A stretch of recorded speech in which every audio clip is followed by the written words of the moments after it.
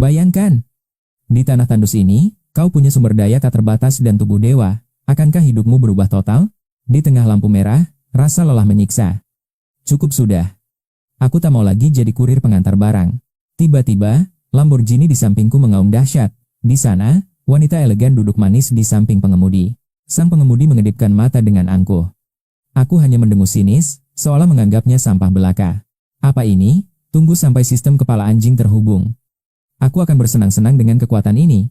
Tiba-tiba, suara ganjil muncul dari earphone-ku. Tersisa 3031 menit menuju kiamat. Hanya 13 detik sebelum kiamat. Segera kirim tautan sistem kiamat terkuat setelah mendengar suara aneh itu. Aku terpaku. Sial, sistem kepala anjing benar-benar tiba. Klakson mobil di belakang mulai memekakkan telinga. Tak sengaja aku menekan layar. 3 kepala anjing terhubung. Sumber daya tak terbatas dan penguatan tubuh dikirim. Senjata versi 1.0 telah dikirim. Mendengar suara sedingin es itu, aku merinding seketika. Luar biasa. Apa ini tak ada habisnya? Baiklah, berikan aku satu AK-47 sekarang juga. Detik berikutnya, sebuah AK-47 usang muncul tepat di selangkanganku. Aku nyaris mati terkejut, aku langsung memacu motor kembali ke apartemen. Di sofa, aku mulai mempelajari aturan dunia kiamat ini. Langsung kubuka novel itu dan mulai membaca. 2 jam kemudian, aku akhirnya menyadari satu kebenaran besar. Kepentingan pribadi adalah segalanya. Saat gudang senjata terbuka, berbagai jenis pistol terlihat di dalamnya. Senapan serbu hingga senapan runduk tersedia. Amunisi tak terbatas ini sempurna untuk memperkuat tubuhku. Kuambil pisau dapur. Aku bisa membengkokkannya dengan mudah, bahkan menembus dinding beton yang keras. Lihatlah kekuatan di tanganku. Senyumku makin lebar.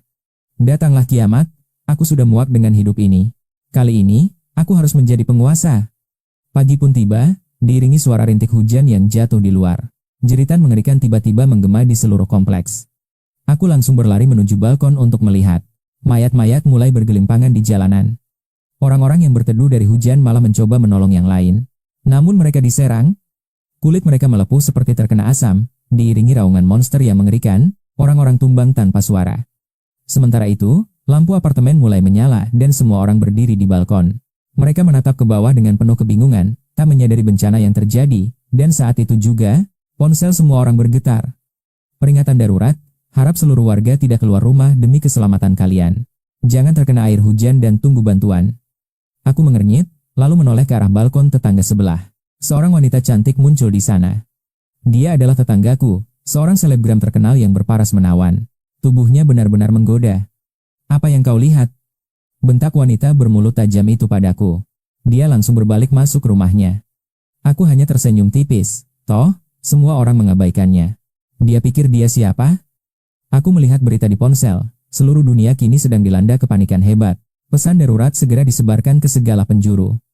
Informasi bencana mulai membanjiri semua saluran berita. Semua sumber air telah terkontaminasi. Aku hanya mengangkat bahu. Entah apa yang akan terjadi nanti. Mungkin segelas air bisa membuat wanita itu berlutut. Aku pun turun ke bawah untuk melihat situasi. Kerumunan orang mengantre di depan toko demi air. Yang lain mulai turun untuk memantau keadaan sekitar. Ketakutan terpancar di wajah mereka. Jangan dorong. Seketika, 2 pria langsung terlibat perkelahian hebat. Para wanita berteriak panik. Memanfaatkan kekacauan, banyak pria merangsek masuk ke toko untuk menjarah barang. Pemilik toko tak sanggup menghentikan mereka. Dalam hitungan menit, seluruh persediaan ludes tak bersisa. Kalian para pria, tidakkah kalian tahu kalau wanita harus selalu didahulukan? Teriak seorang wanita. Wanita berkacamata itu berteriak histeris, namun seorang pria perkasa menatapnya dengan penuh penghinaan. Sopan santun tak lagi berguna. Kiamat telah tiba, dan dominasi fisik pria langsung terlihat jelas sekarang. Sambil bersandar di dinding, aku menghela napas. Hanya sejam, kekacauan total telah terjadi tanpa kendali. Mereka yang punya stok air mungkin selamat, tapi saat makanan habis, sisi gelap manusia akan bangkit. Menatap rintik hujan di luar, aku mulai menyusun rencana. Kejahatan dalam hati manusia akan segera meledak. Tiba-tiba, sosok wanita cantik menarik perhatianku. Lekuk tubuhnya sempurna, tampak begitu menonjol di sini. Dia adalah satu dari 3 primadona kompleks, seorang pramugari yang selalu jadi pusat perhatian. Malam itu, kau berpapasan dengannya di lift. Gadis berseragam yang menyeret koper kecil. Kecantikannya memang luar biasa, namun ia selalu dikelilingi oleh para pria kaya. Setidaknya ada Porsche 718, ayo B, waktu kita tidak banyak lagi. Hujan ini takkan lama, Ning tak peduli, Ia sibuk menenangkan kekasih di sampingnya. Wajah B tampak pucat saat ia mengangguk. Ia melirikmu sebelum pergi bersama kekasihnya. Kau tersenyum sinis, pencuri pun punya hobi. Di rumah, semua aplikasi ponselmu mati. Hanya aplikasi chat yang aktif. Grup apartemen mendadak ricuh dengan berbagai keluhan penghuni. Malam tenang pun sirna. Semua berharap kekacauan berakhir, namun hari ke-6 telah tiba. Pikiranmu terganggu. Suara langkah kaki misterius terus terdengar di tengah kegelapan malam. Jeritan sesekali memecah sunyi. Atmosfer mencekam ini membuat gila, kau pun tetap mengurung diri. Setiap hari, kemewahan dipamerkan selagi menanti hujan di luar sana mereda. Di hari ke-7, kau memeriksa garasi bawah tanah. Ternyata, pusat barter ada di sana. Garasi berubah jadi pasar gelap. Tas mewah dan kosmetik kini ditukar demi makanan. Para pria menukar Rolex dan laptop mereka demi sekotak air mineral yang berharga. Rolex ditukar 4 botol, RTX 5095 botol. Jika telat, habislah sudah. Laptop itu terjual kilat. Sang pemilik langsung menukarnya dengan 5 botol air mineral. Bonus keripik, kau terpana melihat RTX 5090 semurah itu. Harganya puluhan juta, tapi sekarang hanya senilai beberapa botol air saja. Barter ini masih terlihat normal, tapi 3 hari lagi, segalanya pasti berubah kacau. Tiba-tiba si tetangga streamer menjual kosmetiknya. Kau pun mengeluarkan sebotol air mineral. Sambil minum, kau mendekat. Tatapan matanya padamu berubah menjadi sangat aneh. Dia mengira sang kurir punya banyak stok. Keserakahan pun mulai muncul di matanya. Karena kecantikannya, stand beramai. Pria-pria mulai menggoda dengan tawaran yang kotor. 1 botol air. Aku berani 2, 3 botol. Mereka mulai melelang harga dirinya. B meradang, wajahnya memerah. Ia segera membereskan barangnya dan bergegas menuju lift. Kau pun terkena tatapan tajamnya. Seorang pria berteriak, distrik merah ada di sana. Segelas air untuk 1 kencan. Kau menoleh, penasaran ke arah lokasi yang mereka maksud. Area itu dipenuhi wanita-wanita malang yang mencoba bertahan hidup di tengah krisis. Mendadak terdengar derap langkah. Sekelompok pemuda muncul dipimpin pria bermuka bengkak. Lengannya penuh tato, diikuti anak buah yang menenteng batang besi dengan haus darah. Bahkan ada yang membawa belati. Seketika, suasana pasar gelap itu menjadi sunyi senyap. Mereka merampokku! Teriak sang ketua. Ning Xiao panik mencoba melindungi harta miliknya. Berani menyentuh milikku, kalian bosan hidup? Sang ketua tertawa, menuntut semua sumber daya. Mana keadilan? Kalian merampok di siang bolong. Seorang pria tua mencoba melawan. Aku adalah hukum di sini. Kaki pria itu dipatahkan, membuat semua orang membeku. Melihat kekejaman itu, tak ada yang berani. Mereka terpaksa menyerahkan harta demi nyawa. Bawa wanita-wanita itu. Perintah Tim Feng sambil menyeringai mesum ke arah distrik merah. Anak buahnya tertawa licik. Semua orang gemetar menyaksikan pemandangan yang memilukan ini. Setelah para perampok pergi, rasa frustrasi dan kemarahan mulai menyelimuti para pria. Semua stok kita habis. Kenapa tadi kalian hanya diam dan tidak melawan? Saling tuduh pun pecah. Kau hanya menggeleng melihat kekacauan yang semakin tak terkendali. Tiba-tiba, seorang pria berkacamata mengusulkan untuk menutup jeruji besi di setiap lantai apartemen. Kita harus mengunci gedung ini agar tak dirampok lagi. Barter tetap bisa dilakukan. Tukar barang lewat celah jeruji saja. Usulnya langsung disetujui oleh semua orang. Mereka segera memperkuat gerbang dengan plat besi, sementara penghuni gedung lain hanya menonton. Mata mereka seketika berkilat penuh ambisi, lalu segera menutup rapat tirai besi toko masing-masing. Blok 5 gedung itu kini terisolasi total, namun aku punya sebuah rencana yang jauh lebih gila. Bersatulah kawan, cari perbekalan untuk melawan iblis itu. Apakah pria berkacamata ini sang calon pemimpin? Seseorang menyahut sinis, jangan mau diperbudak demi kepentingan orang lain. Abaikan mereka dan bekerjalah sendiri. Kau benar-benar gila. Saat kembali ke lantai atas, kulihat bintang streaming terkenal, Saning, sudah menunggu. Meski tak secantik bidadari, aura menggoda terpancar kuat darinya. Sung Tin jelas wanita yang sangat cerdik. Melihat kerumunan orang itu mendekat, aku segera memacu langkah dan menghilang di balik tangga darurat. Menatapku dengan sangat remeh, Santini mendengus sinis lalu bertanya, "Hei, apa kau punya air di rumah? Apa urusannya denganmu jika aku punya air?" Tanyaku dingin. Dasar pecundang tetaplah pecundang yang menyedihkan. Tanpa kata, Santini membanting pintu dengan sangat keras. Aku hanya bisa tertawa melihat tingkah konyolnya itu. Lagi pula aku sudah terbiasa jadi pecundang. Di akhir zaman ini, aku takkan sudi mengusik hidupmu. Jadi jangan pernah berani menggangguku. 3 hari berlalu, namun badai maut tak menunjukkan tanda akan mereda. 5 gedung terbagi menjadi faksi besar yang saling sepakat. Malam ini, sebuah pertemuan krusial segera digelar. Aku pun keluar untuk menonton drama ini. Wajah-wajah penuh keputusasaan dan kelelahan mulai terlihat di mana-mana. Bibir wanita elegan itu kini tampak pecah-pecah. Sang bintang streaming cantik itu pun terlihat sangat mengenaskan. Pria berkacamata berdiri di atas kap mobil dengan megapon. Namaku Dong Fei, mantan eksekutif senior perusahaan, seberi perusahaan. Terima kasih atas kepercayaan kalian. Krisis ini sudah seminggu berlangsung, namun bantuan tak kunjung datang menyelamatkan. Pemerintah bungkam 1000 bahasa. Stok makanan di gedung 3 hampir habis. Kemarin ada yang nekat keluar. Orang dari gedung 4 berhasil menjarah makanan, meski satu nyawa melayang. Ucapan Dong Fei membakar semangat. Siapa Dong Fei ini sebenarnya? Kemarin, aku melihatnya memimpin anak buahnya berkeliaran di grup komunitas lokal. Kudengar salah satu pengikutnya menghilang secara misterius setelah tubuhnya terkena tetesan air hujan yang mematikan itu. Karena itu, aku mengusulkan pembentukan konvoi penjara demi kelangsungan hidup kita. Namun, suasana mendadak menjadi hening. Tak ada yang berani menjawab tantangan Dong Fei. Ini adalah pertaruhan nyawa di tengah kiamat yang mengerikan. Tatapan pria berkacamata itu mendadak berubah menjadi sangat bengis. Aku takkan memaksa siapapun di sini, tapi jangan harap mendapat bagian jika hanya berpangku tangan. Aku mengagumi keberanian beberapa pria berkeluarga itu. Demi anak istri di rumah, mereka harus bertindak. Akhirnya 2 konvoi penjara yang nekat pun resmi terbentuk. Dong Fei memimpin langsung misi berbahaya ini. Pulanglah, aku akan memberi kabar lewat grup komunitas nanti. Pikirkan apa imbalannya jika ingin hasil gratisan. Ambe pun berbisik penuh kecemasan pada kekasih di sampingnya. Ningu, makanan kita habis. Ningu membentak tidak sabar. Sabar, ayahku sedang mencari jalan mengirimkan bantuan makanan. Apa kau ingin aku mati kelaparan? Ambe gemetar ketakutan, bukan itu maksudku, tolong dengarkan aku dulu. Ambe terus memohon dengan penuh harap. 3 jam berlalu, raungan mesin mobil terdengar kembali membawa hasil. 6 orang yang berangkat, namun hanya 4 yang kembali pulang. Isak tangis keluarga pun pecah seketika. Di mana suamiku? Teriak mereka histeris. Apa mereka tewas karena terkena hujan maut yang sangat mematikan itu? Dong Fei berteriak lantang. Dunia luar sudah menjadi neraka. Semua orang saling membantai demi sepotong roti. Suami dan anakmu tewas dibunuh orang lain, bukan karena hujan. Ketakutan mencekam pun menyelimuti wajah mereka. Namun saat melihat tumpukan makanan di bagasi mobil, rasa lapar segera mengalahkan rasa takut yang mendalam. Beri aku air. Aku butuh air. Seorang pria kurus nekat menerjang maju tanpa memikirkan keselamatan nyawanya. Dong Fei mengayunkan pemukul bisbol berdarah, menghancurkan rahang pria malang itu dalam satu serangan yang sangat brutal.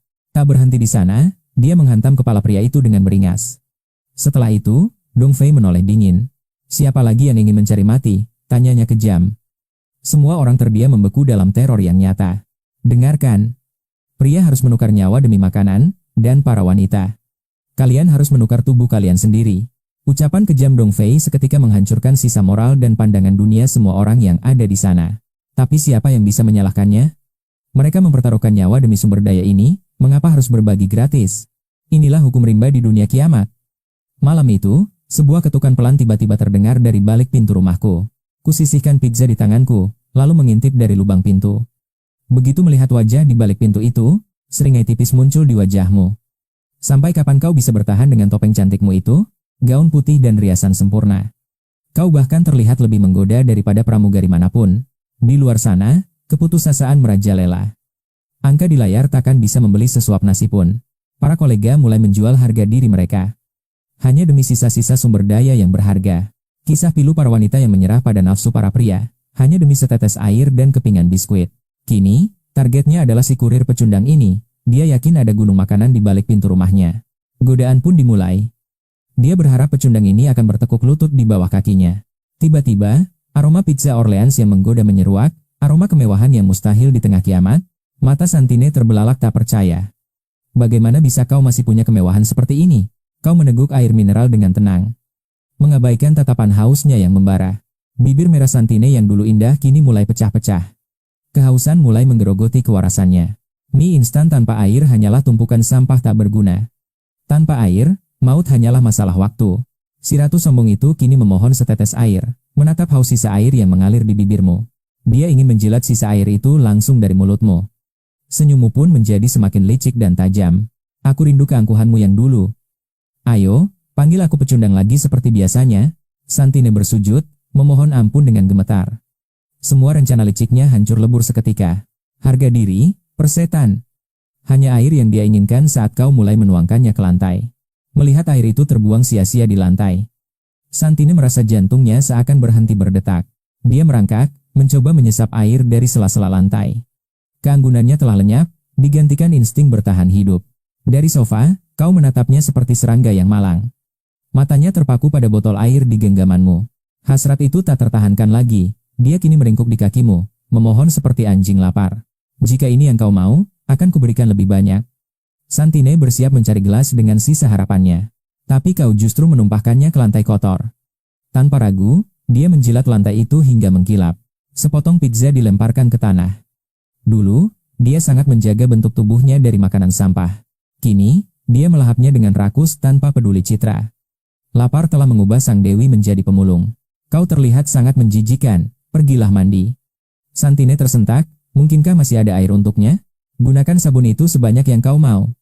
Tanpa pikir panjang, dia berlari menuju kamar mandi. Air bersih mengalir deras. Dia bahkan tak sempat menutup pintu saking tak sabarnya. Seminggu tanpa mandi adalah siksaan neraka baginya. Akhirnya, dia merasa menjadi manusia kembali. Pemandangan yang sangat murah. Namun harus diakui, pesonanya memang tak bisa diremehkan. Sadar pintu terbuka, dia segera menutupnya dengan malu. Tak lama, dia keluar dengan pakaian yang rapi kembali. Dia ingin pergi dengan sisa harga dirinya. Anggap saja ini sebagai bayaran atas kehadiranku. Pikirnya, kau takkan berani menyentuhnya seperti pria mesum lainnya, dia merasa telah memberikan kompensasi yang cukup. Kau pikir bisa pergi begitu saja setelah mencuri makananku? Tatapanmu berubah menjadi sangat dingin dan mematikan. Santine mencoba kembali ke mode ratunya yang angkuh. Dia merasa sudah cukup memberimu kesenangan visual. Tiba-tiba, moncong senjata hitam pekat muncul di depan matanya. Santine membeku, namun bibirnya masih mencoba tersenyum. Mainan apa ini? Pistol air atau korek api? Namun kemudian, ledakan keras mengguncang seluruh ruangan. Seluruh gedung terbangun karena suara tembakan itu. Wajah Santine memucat saat melihat serpihan hiasan lantai. Ini senjata sungguhan, bodoh. Di luar sana, wanita menjual tubuhnya hanya untuk setetes air. Kau sudah memakan pizzaku. Sekarang, bagaimana jika kuberikan kacang panas ini sebagai penutup? Santine tersungkur dengan tubuh bergetar hebat. Dia pikir ini kandang domba, ternyata ini sarang harimau. Dari mana kau mendapatkan benda mengerikan itu? Kau hanya memberi isyarat agar dia mendekat. Dengan lengan gemetar, dia merangkap perlahan ke arahmu. Tuan, ampuni aku janji takkan berbohong lagi. Suara tangisnya pecah memenuhi ruangan. Di balik senyum ramah itu, ternyata bersembunyi sesosok iblis. Ujung pistol yang dingin mulai mengelus pipi halusnya. Mata Santine terbelalak dalam ketakutan yang mutlak. Ia merasa ajalnya sudah sangat dekat. Penyesalan mendalam menghujam jantungnya, meratapi nasib mengapa ia tidak patuh sejak awal agar terhindar dari penderitaan ini. Kau memamerkan senyum ramah yang menipu, namun tak ada yang menyadari jika tembakan mautmu barusan sebenarnya meleset dari sasaran. Wanita itu mengangguk dengan sangat gemetar sambil mengeluarkan rintihan kecil yang pilu. Namun, tatapan matamu tetap sedingin es dan tak tersentuh. Moncong pistol kembali menempel dingin di belakang kepala Santing. Hukuman bagi pengkhianat hanyalah maut, namun di detik itu, sebuah kesadaran menghantammu. Tiba-tiba, notifikasi sistem berbunyi, 1 poin energi telah ditambahkan, tanpa peduli, kau mengabaikannya dan mulai menyiapkan hidangan hotpot untuk memulihkan stamina. Sambil melirik ke arah layar virtual system, kau menyadari sesuatu yang besar. Ternyata, paket kiamat yang legendaris itu memiliki rahasia lain. Sistem telah diperbarui ke versi 2.0. Namun, kau harus mengisi penuh bar energi tersebut untuk bisa mengklaim kekuatannya. Masalahnya, sistem sialan ini tidak memberi petunjuk cara mengisi energi. Apa gunanya fitur ini jika tidak bisa segera diaktifkan? Kau merasa buntu? Tolong! Rintih Santing dengan suara yang nyaris hilang. Kau terpaku sejenak, lalu mencengkeram rambutnya dengan kasar dan menariknya. Kau memaksa wajahnya menghadap ke atas. Di sana, kau melihat wajah yang sudah kehilangan seluruh rona kehidupan, pucat pasi seperti mayat, bahkan kulitnya pun mulai mengerak dan sangat kering. Pemandangan mengenaskan itu membuat alismu berkerut tajam karena merasa terganggu. Mungkinkah cadangan energinya sudah terkuras habis hingga menghambat progres sistem? Makanlah, perintahmu dengan nada bicara yang dingin. Sebuah piring diletakkan di lantai, penuh dengan potongan daging babi dan sapi yang berlemak. Santing yang kelaparan tak lagi memedulikan rasa sakitnya. Ia merangkak dengan rakus demi menyantap hidangan mewah itu. Kali ini, kau memberinya porsi besar, sebuah jamuan makan sepuasnya di tengah kiamat. Terima kasih. Ucapnya dengan suara yang tidak jelas karena mulut penuh daging. Tak perlu berterima kasih, kau adalah milikku sekarang, balasmu mutlak. Tubuhnya membeku mendengar klaim itu, namun ia tak memiliki keberanian untuk melawan. Kini, hanya ada 2 pilihan hidup yang tersisa baginya. Ingin menelan butiran peluru panas, atau menjadi anjing penurutmu selamanya? Aku akan patuh, Jawab Santing tanpa keraguan sedikit pun. Hanya orang bodoh yang memilih mati saat perut mereka sedang kosong. Kau merasa sedikit terkejut melihat kecerdikannya yang meningkat drastis. Ternyata dia jauh lebih pintar dari dugaannya. Sementara itu, di markas Dong Fei, sekelompok pria sedang berkumpul dalam ketegangan yang pekat. Seluruh ruang tamu penuh dengan barang jarahan, terutama stok air mineral. Salah satu pria berkepala botak tampak sangat gelisah dan cemas. Kenapa dia belum keluar juga? Tanya si botak. Dong Fei yang sedang menyesap anggur merah hanya melirik santai, bertanya apa yang dirisaukannya. Di dunia yang hancur ini, wanita cantik adalah komoditas langka. Si botak tersenyum pahit, meratapi betapa sulitnya menemukan hiburan yang berkualitas. Namun, fokus mereka teralihkan. Suara tembakan barusan adalah ancaman nyata yang harus segera mereka selesaikan agar posisi mereka tetap aman. Senjata api itu bisa menggoyahkan kekuasaan Dong Fei. Jika mereka berhasil merebutnya, maka seluruh distrik ini akan bertekuk lutut di bawah kaki mereka. Mereka bisa menjadi penguasa absolut di wilayah ini. Pria berambut pirang di sana meyakini bahwa suara tembakan itu berasal dari gedung mereka sendiri. Sepertinya memang begitu, sahut yang lain. Dong Fei meletakkan gelas anggurnya. Botak, pirang, segera periksa setiap unit rumah satu persatu. Dengan senjata di tangan serta perbekalan roti dan air, kedua anak buah itu bersiap menjalankan misi penggeledahan yang berbahaya. Imbalan besar dan kekuasaan jangka panjang menanti mereka. Si botak dan si pirang mengangguk patuh, siap melakukan tugas kotor tersebut. Sebelum pergi, si botak berteriak mesum ke arah kamar. Dong Fei hanya bisa menggeleng melihat kelakuan anak buahnya terhadap wanita tua itu. Kau benar-benar menyukai wanita itu, kakak Dong? Tanya si pirang penuh rasa iri. Di tengah kiamat, moralitas memang sudah lama terkubur. Mereka justru bersyukur pada bencana ini, karena bisa menikmati segala hal yang dulu tak terjangkau. Senyum licik tersungging di wajah mereka. Kehidupan liar ini jauh lebih menggairahkan daripada rutinitas kerja yang membosankan. Mereka pun melangkah keluar dengan niat yang sangat busuk. Si pirang tertawa jahat, membisikkan tentang seorang streamer cantik di unit 701 yang memiliki lekuk tubuh sangat memikat. Belum lagi pramugari seksi di unit 603. Tenang saja, aku akan menjagamu agar kau tetap hidup untuk menikmatinya, ucap si botak. Terima kasih, kawan. Setelah kau puas, biarkan aku juga merasakannya, balas si pirang sambil menepuk bahu rekannya dengan penuh semangat. Misi mencari senjata seolah terlupakan oleh hasrat bejat mereka. Kini, tujuan utama mereka adalah unit 603 untuk memburu mangsa. Di dalam unit tersebut, seorang pria bernama Ninggu tampak sangat gelisah. Ia mondar-mandir dalam tekanan batin yang luar biasa hebat. Rasa haus dan lapar yang ekstrem mulai mengikis kewarasannya. Di sudut ruangan, kekasihnya yang cantik tampak meringkuk dalam kondisi yang mengenaskan. Tiba-tiba, suara ketukan keras di pintu memecah kesunyian yang mencekam, membuat jantung mereka nyaris berhenti berdetak karena ketakutan. Ninggu mengintip melalui lubang pintu dan melihat si botak serta si pirang. Sebagai orang yang waspada, ia tahu membuka pintu adalah kesalahan fatal. Aku tahu kalian ada di dalam, seru si pirang. Si botak kemudian mulai menuliskan sesuatu di secari kertas dengan penuh muslihat licik. Kalian pasti sudah kelaparan, bukan? Kami baru saja mendapatkan banyak pasokan makanan dari hasil jarahan kemarin. Datanglah ke unit 201 jika ingin bicara. Setelah berkata demikian, mereka pergi, meninggalkan Ninggu yang menghela napas lega sesaat. Namun, tawaran makanan dari si botak mulai terngiang-ngiang di kepalanya, secara perlahan mengikis pertahanan dan harga diri terakhirnya. Godaan itu terus merasuki jiwanya tanpa henti. Sementara itu, kedua predator itu sudah sampai di depan pintu unit 701. Si botak itu berteriak nyaring, kami punya gunung makanan, datanglah ke kamar 201 nanti, bertahan hidup itu segalanya. Lebih baik bergabung daripada mati kelaparan membusuk di dalam rumah. Tiba-tiba, sebuah pintu terbuka lebar. Namun, itu adalah pintu tetangga yang terbuka secara mendadak. Saat kau menoleh, Shen menyuruhmu mengetuk pelan. Keributan itu benar-benar memancing amarahnya. Si botak dan pemuda pirang bertukar pandang. Akhir-akhir ini, semua orang sangat tunduk pada mereka. Berani sekali kau bicara begitu, apa kau bosan hidup? Beraninya menentang kakakku si botak ini. Si rambut pirang mendekat dengan angkuh, namun seketika ia mematung saat melihat pemandangan di dalam. Si botak yang bingung ikut melongok ke dalam, matanya terbelalak melihat kemewahan yang mustahil ada. Di atas meja tersaji sup ayam jamur, kaki babi kecap, dan tumis asparagus yang sangat menggoda. Di dekat meja, seorang wanita sedang makan. Bos botak, itu bukannya sang streamer online populer? Si pirang terbata-bata. Di tengah kiamat, kecantikan biasanya memudar, tapi wanita di depan mereka justru bersinar. Dia tampak seperti bidadari. Kau pasti punya akses makanan dan minuman yang luar biasa, ya? Bahkan ada bidadari di rumahmu, ejek si botak sambil melangkah masuk dengan penuh intimidasi. Si pirang menutup pintu sambil menyeringai. Tangannya langsung menyambar kaki babi dengan sangat rakus. "Bos, kaki babi ini enak sekali!" teriaknya. Sementara itu, Santin tidak merasa panik sedikit pun. Dia hanya duduk santai di sofa. Mata si botak berkilat penuh nafsu melihat kecantikan Suntine. "Jika kau pintar, serahkan semua makanan dan wanita ini, maka kau tidak akan terlalu menderita." "Mana mungkin aku memberikannya?" jawabmu kalem. Suntine membatin, kedua orang bodoh ini sudah tamat. "Kau menolak tawaran baikku? Maka bersiaplah menerima hukuman." Si botak mulai kehilangan kesabaran. "Mundur sedikit, jangan sampai darahnya menciprat." Si pirang mencabut pisau buah dan langsung menyerangmu. Namun serangannya luput. Detik berikutnya, hantaman keras menghancurkan wajah si pirang hingga dia terpental hebat. Wajahnya kini hancur mengerikan.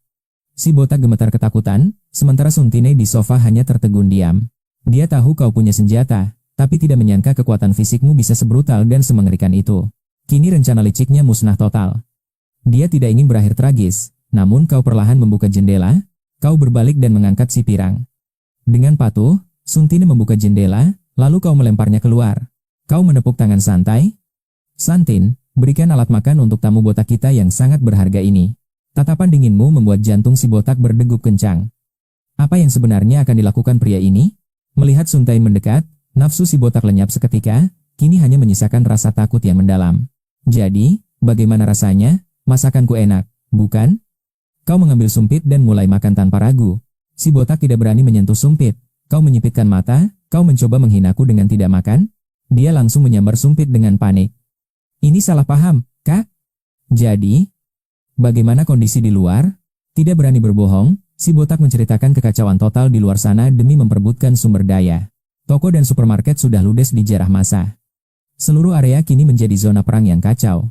"Apa rencana pemimpinmu? Bos bilang kami akan menguras seluruh sisa pasokan sumber daya yang ada. Berapa banyak stok di sekitar sini?" "Jika dihemat, mungkin hanya akan cukup untuk 1 bulan."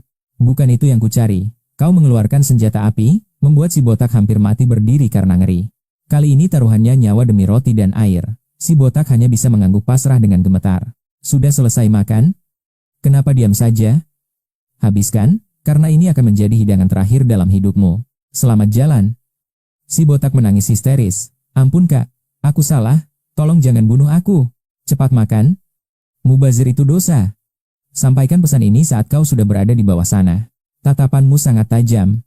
Dengan air mata mengalir, si botak terpaksa menelan makanan itu bulat-bulat. "Terima kasih Kak. Nah, sekarang lompatlah sendiri. Jangan paksa aku menembak di tempat ini." Si botak mundur teratur sambil terus memohon ampun, hingga akhirnya tubuhnya merapat ke dinding balkon. Belum selesai dia bicara, suara tembakan menggelegar, lubang merah muncul di dahinya saat dia jatuh.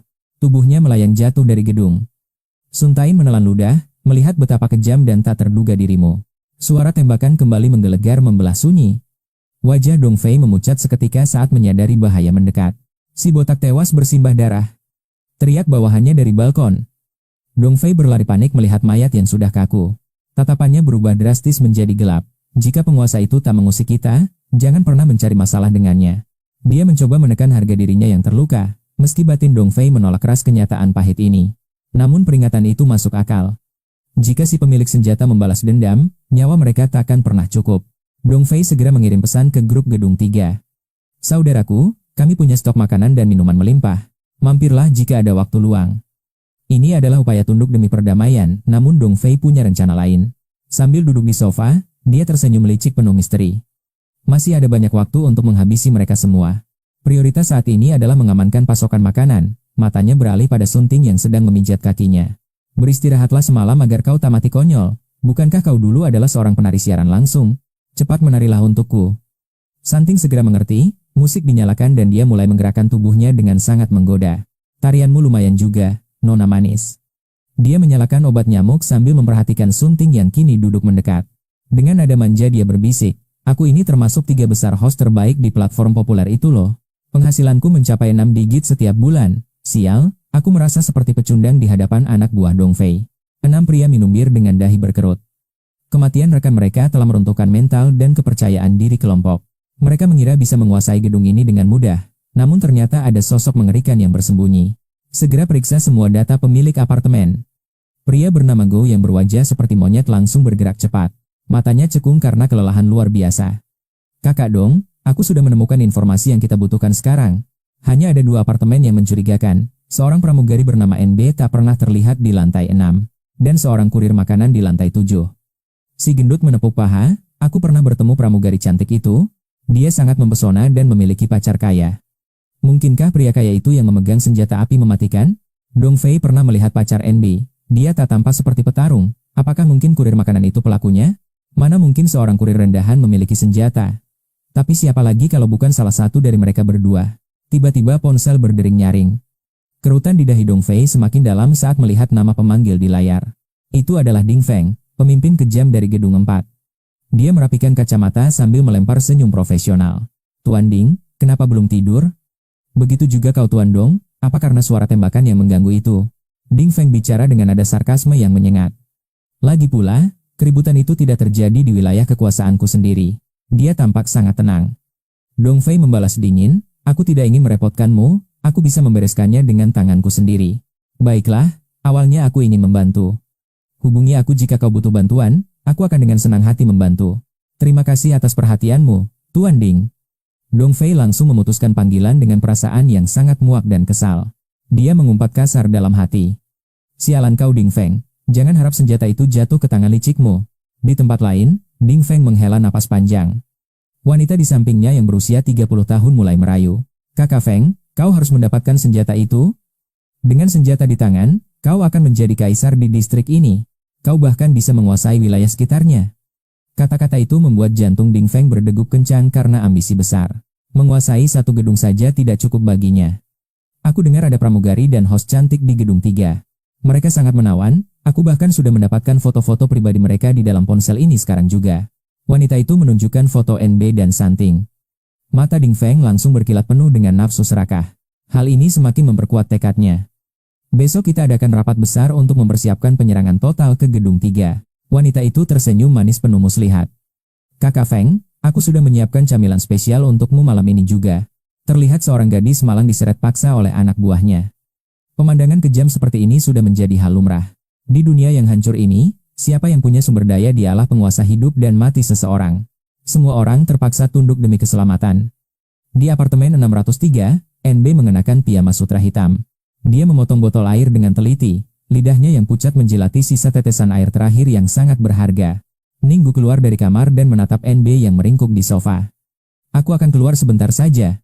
NB bertanya dengan nada cemas dan takut. Dia sangat khawatir jika Ninggu akan meninggalkannya sendirian selamanya. Ambe mendekat dan mencengkram lengan baju yang kaku itu. Kau akan menjemput mereka, kan? Kau sungguh merepotkan. Jika tidak aku, siapa lagi? Porsi milikku saja cuma dihargai 1 botol air mineral. Ditambah 2 potong roti. Kau hanya diam dan menikmati semua makanan yang kubawa dengan susah payah. Usai berucap, ia menghempaskan Ambe ke lantai. Wajah cantiknya kini pucat pasi. Ninggu menyadari pesonanya telah sirna. Pikirannya kini berubah total. Jujur saja, aku sudah membuat kesepakatan gelap dengan bos Dongge. Kau harus melayani mereka setiap hari demi keselamatan kita. Ambe menatap nasibnya dengan penuh ketidakpercayaan. Kau mau aku melayani binatang itu? Kau tega membiarkanku mati kelaparan? Ninggu membentak balik dengan egois. Bukankah kau bilang rela mati demi aku? Ini hanya pengorbanan kecil, berikan saja tubuhmu itu. Rasa tak berdaya menyerang seluruh tubuh Ambe. Harusnya kau ingat bagaimana aku memanjakanmu dulu, seru Ninggu. Tas dan perhiasan bermerek, restoran mewah. Semuanya pakai uangku. Dulu akulah yang selalu memberi. Sekarang giliranmu membalas budi. Ninggu pun melangkah keluar untuk menegosiasikan harga dengan Dong Fei. Lagi pula, kekasihku adalah yang tercantik di gedung ini. Meski aku lelah karena rasa lapar ini, aku akan pulih dalam beberapa hari. Suara pintu tertutup itu menyisakan keputusasaan mendalam di mata Ambe. Kelompok Dong Fei telah kehilangan rasa kemanusiaan. Jatuh ke tangan mereka jauh lebih buruk daripada maut. Ambe merasa kehangatan rumah telah sirna. Ia membuka pintu dan melangkah keluar menghirup udara dingin. Hawa dingin itu justru menjernihkan pikirannya. Menatap jendela di lorong darurat, Ambe akhirnya mengambil keputusan nekat. Meski harus mati, aku tak sudi dihina oleh kawanan binatang itu. Ia pun memasuki lorong tangga darurat. Tiba-tiba Ambe mendengar suara dari lantai atas. Dengan penuh keraguan, ia menaiki tangga dengan langkah pelan. Ia melihatmu dan Sunting yang sedang menghirup udara luar. Kau menatap Ambe yang kini tampak sangat menyedihkan. Halo Nona, sapa Sunting dengan raut wajah yang menunjukkan kebingungan yang sangat mendalam. Kau melirik Ambe sejenak. Tak disangka, setelah beberapa hari, Sosok cantiknya telah layu dan menjadi sangat rapuh. Meski tak akrab, Ambe tahu Sunting adalah seorang streamer. Penghasilannya bahkan jauh lebih besar dari miliknya dulu. Nona muda, kenapa kau menatap kami seperti itu? Cepatlah kembali ke rumahmu sekarang juga. Kau mengangkat tangan dengan tenang. Apakah masih ada makanan di rumah kalian? Tanya Ambe dengan gemetar. Jika ada pilihan lain, tak ada yang ingin mati. Siapa yang sudi menyerah pada maut begitu saja? Ini adalah pilihan yang terpaksa. Sunting mendekat, jemarinya menyentuh kulit Ambe yang kini kering kerontang bagai dedaunan. Tentu saja ada makanan, kau mau makan? Ambe pun mengangguk dengan sangat cepat penuh harapan. Sunting mengambil setengah botol air. Ambe merasa lega, di saat kritis, wanita memang jauh lebih bisa diandalkan. Saat Ambe menjangkau botol itu, Sunting menariknya kembali. Kau tak bisa menahan tawa kecil melihat drama ini. Ambe tak mengerti maksud Sunting, namun Sunting justru membuka tutup botol dan menuangkan airnya ke lantai.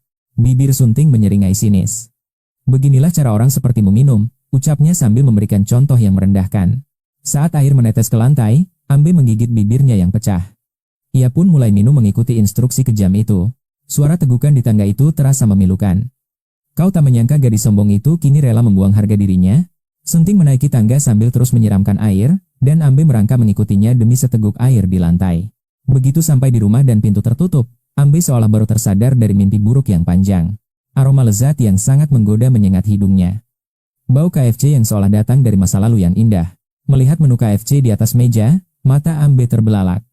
Aktingku hebat, kan? Tanya Sunting padamu dengan bangga. Ia sebenarnya ingin bermain lebih lama, namun takut membuatmu kesal. Kau hanya mengangguk pelan sambil tersenyum. Aku ingin melihat apa lagi yang akan kau lakukan. Mendengar itu, Sunting pun merasa jauh lebih tenang. Ia mengambil tulang ayam dan melemparnya ke depan Ambe. Ambe menatap tulang itu dengan tubuh yang gemetar hebat. Logikanya menolak hal hina itu, tapi rasa lapar menguasai otaknya. Tangannya mulai menjangkau tulang itu perlahan. Akhirnya rasa lapar mengalahkan martabat. Suara kunyahan terdengar diiringi isak tangis Ambe yang pecah karena merasa hina. Ia merasa sangat tidak berguna. Kudengar kekasihmu berniat menjualmu pada preman-preman itu, tanyamu tiba-tiba. Kau mengeluarkan sebuah pemantik api. Begitu Sunting menyalakannya, seluruh tubuh Ambe bergetar hebat karena ketakutan. Ia menoleh pelan dan berbisik lirih, dia tidak ada di sini, ada sekelompok pria kejam di gedung ini. Pelelangan kemarin sungguh gila, harga melambung tinggi, bahkan sebotol air saja diperebutkan oleh 4 orang dalam sekejap mata. Mustahil. Dia hanya menyuruhku menemani Dong Fei, yang merupakan klien pertamamu. Lihat, letakkan ponselmu tepat di depan Amber sekarang. Amber terperanjat saat melihat isinya. Foto-foto provokatif Mingwei terpampang jelas, memamerkan segala daya tarik yang dia miliki dengan sangat berani. Dunia Mingwei serasa runtuh seketika. Ponsel disimpan dan debu disingkirkan, sementara Sunting segera menyambar kesempatan itu dengan kedua tangannya. Ikutlah denganku, makanan dan minuman akan selalu tersedia setiap hari, rayu Sunting yang kini duduk merapat di sisi Amber. Jemarinya membelai lembut pipi Amber. Suaranya bagai bisikan iblis yang merayap masuk, melumpuhkan sisa akal sehat dan pertahanan gadis itu. 3 hidangan mewah menantimu setiap hari. Sepertinya Sunting memang memiliki bakat tersembunyi sebagai seorang perantara yang sangat licin. Ini adalah peluang dengan potensi besar, pilihannya hanya 2, tetap bertahan di sini atau menjadi mainan belaka. Putuskan sendiri nasibmu. Sambil menepuk bahu Amber, Sunting berujar, hanya ini bantuanku. Jadilah wanita cerdas yang tahu cara menempatkan diri di situasi sulit. Pahami kapan harus tunduk dan kapan harus serius. Jika kau jatuh ke tangan mereka, akhir hidupmu akan menjadi tragedi memilukan. Terjebak di sini memang berisiko, tapi setidaknya kau tidak akan pernah merasakan perut keroncongan yang menyiksa lagi di dunia ini. Mereka akan menjamin kebutuhanmu. Jangan naif, adik kecil, mereka tak akan membiarkanmu kelaparan seperti orang-orang malang di luar sana. Mereka akan menjeratmu dalam ketergantungan penuh. Aku memilih untuk tetap di sini, ucap Amber, mencoba menguatkan tekad dan suaranya yang gemetar. Sunting menunjukkan senyum puas, seolah baru saja menginjak harga diri Amber. Dengan gigi gemertak, Amber berteriak, aku memilih tinggal, bakat Sunting layak diberi imbalan. Sebagai upah kesetiaan, tumpukan tulang sisa dilemparkan tepat ke hadapan Amber yang kini tak berdaya. Tanpa perlawanan, Amber melahap semuanya dengan kalap. Sementara itu, 1 ember sayap pedas diberikan kepada Sunting sebagai hadiah kesuksesannya. Terima kasih, Tuan. Sunting sangat kegirangan melihat hidangan asli. Kau mengangguk puas sambil terus menikmati aroma lezat dari sayap pedas tersebut. Sunting melahapnya dengan rakus, menyisakan sedikit untuk diberikan pada Amber. Gadis itu segera menyambarnya demi memulihkan energi yang telah terkuras habis. Tenaga sangatlah krusial untuk bertahan. Sunting sadar, Amber tidak boleh mati sekarang karena mencari sandaran baru sangatlah sulit dilakukan. Demi masa depan, rasa malu harus dikesampingkan sepenuhnya. Pilihan sulit memang harus diambil jika kau ingin tetap melihat matahari esok hari. Lihat wajah penuh lemak itu. Cepat pergi bersihkan diri kalian, dan pastikan dia juga dicuci sampai benar-benar bersih dan wangi. Tenang saja, dia akan berkilau demi menyenangkan hatimu. Sunting kini telah beradaptasi dengan sempurna pada peran barunya sebagai pelayan setia. Mereka memasuki kamar mandi sempit itu. Sunting mengunci pintu rapat-rapat, memastikan tidak ada seorang pun yang bisa mengganggu privasi mereka. Di ruang terbatas itu, Sunting mengernyitkan dahi. "Kenapa kau melakukan semua ini?" tanya Amber dengan tatapan penuh kebingungan dan luka. Merendahkan diri hingga ke titik serendah ini, Sunting tersenyum getir. "Berikan aku pilihan lain. Dalam kekacauan ini, apalagi yang tersisa? Lebih baik mengikuti orang kuat agar bisa selamat." Meski dia terlihat biasa saja, kekuatannya sama sekali tidak boleh kau remehkan sedikit pun. Dia memiliki senjata, adik kecil. Sunting menyenggol Amber sebagai sebuah peringatan keras agar gadis itu tidak bertindak ceroboh atau gegabah. Amber tersentak sadar sepenuhnya.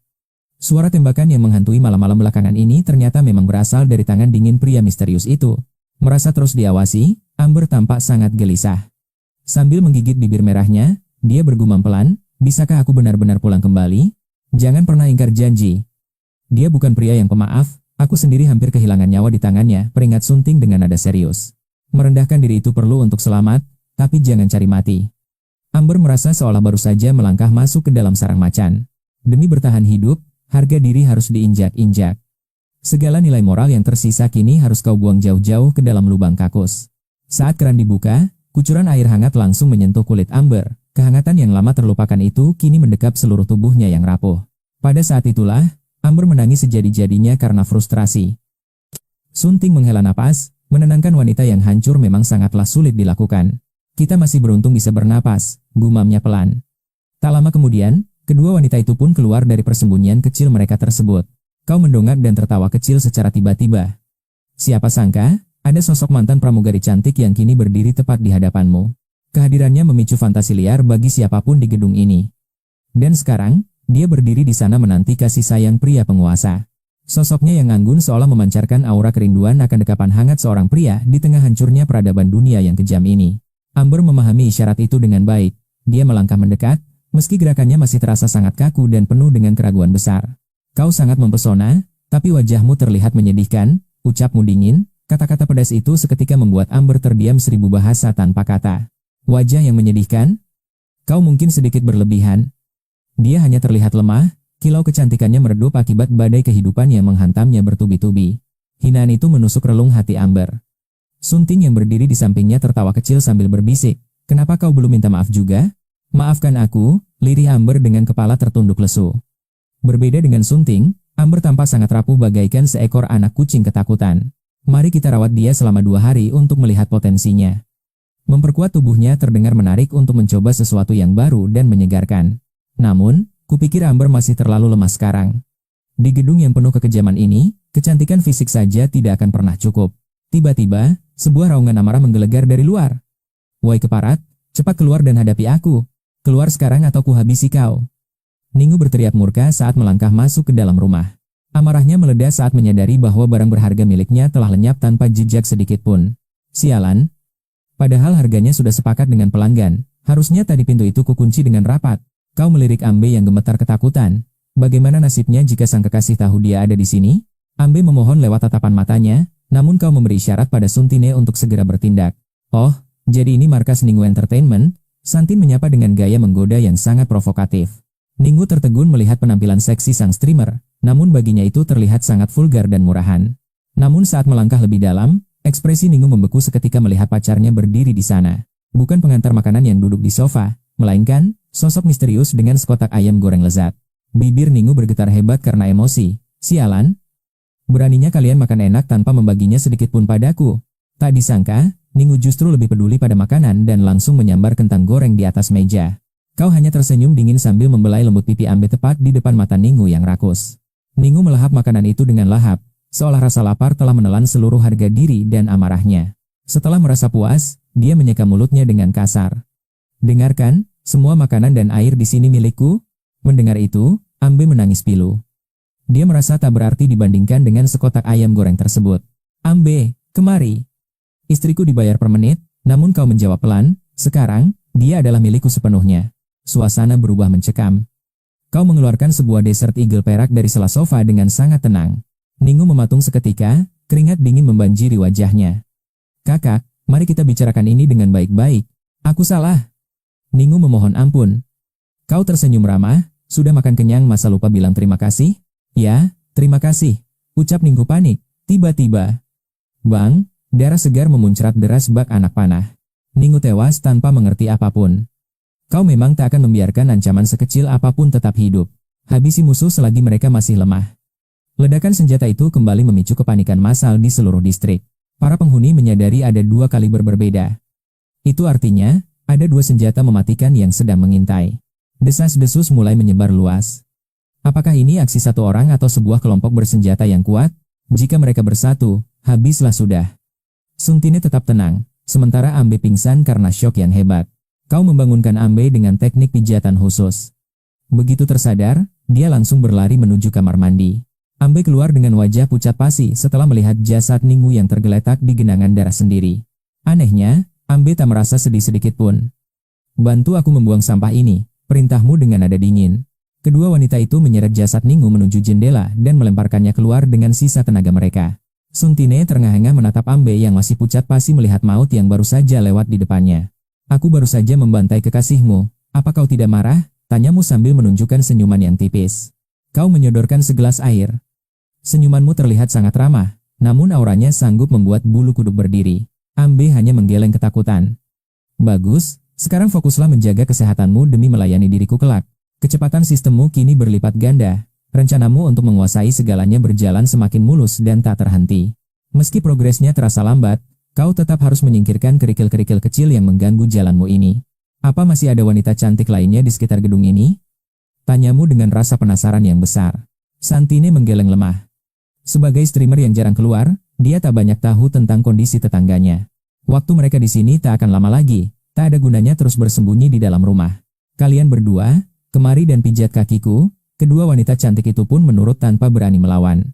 Kau membuka grup chat warga untuk memantau situasi kekacauan yang sedang meledak di luar sana sekarang. Penembak jitu gedung 5 muncul dan menculik istriku. Ada juga penembak berbahaya di gedung 2. Laporan penculikan terus bertambah banyak. Sebenarnya berapa banyak senjata yang ada di gedung 1 ini? Kalian semua tertipu. Penembak gedung 3 sudah menyusup ke tempat kita. Waspadalah semuanya, ini bahaya. Sial, istriku dimanfaatkan cuma-cuma oleh mereka. Ini benar-benar sebuah bencana bagi kita semua sekarang. Eliane menatap pesan itu dengan tatapan kosong, membiarkan keheningan menyelimuti tanpa sepatah kata pun. Wanita cerdas takkan menunjukkan keras kepalanya. Cepat cuci buah itu, perintahnya dengan nada otoritas yang tenang. Tanpa mengalihkan pandangan dari ponsel, ia memberi instruksi. Ambe pun langsung bergerak cepat untuk bersiap. Piring buah karya Ambe akhirnya tersaji dengan begitu menawan. Keahlian estetika yang benar-benar di luar dugaan. Jangan bandingkan bakat amatir dengan profesional. Saatnya aku beraksi sebagai penembak jitu, ucapmu penuh keyakinan dingin. Jumlah mereka terlalu banyak, bisiknya cemas.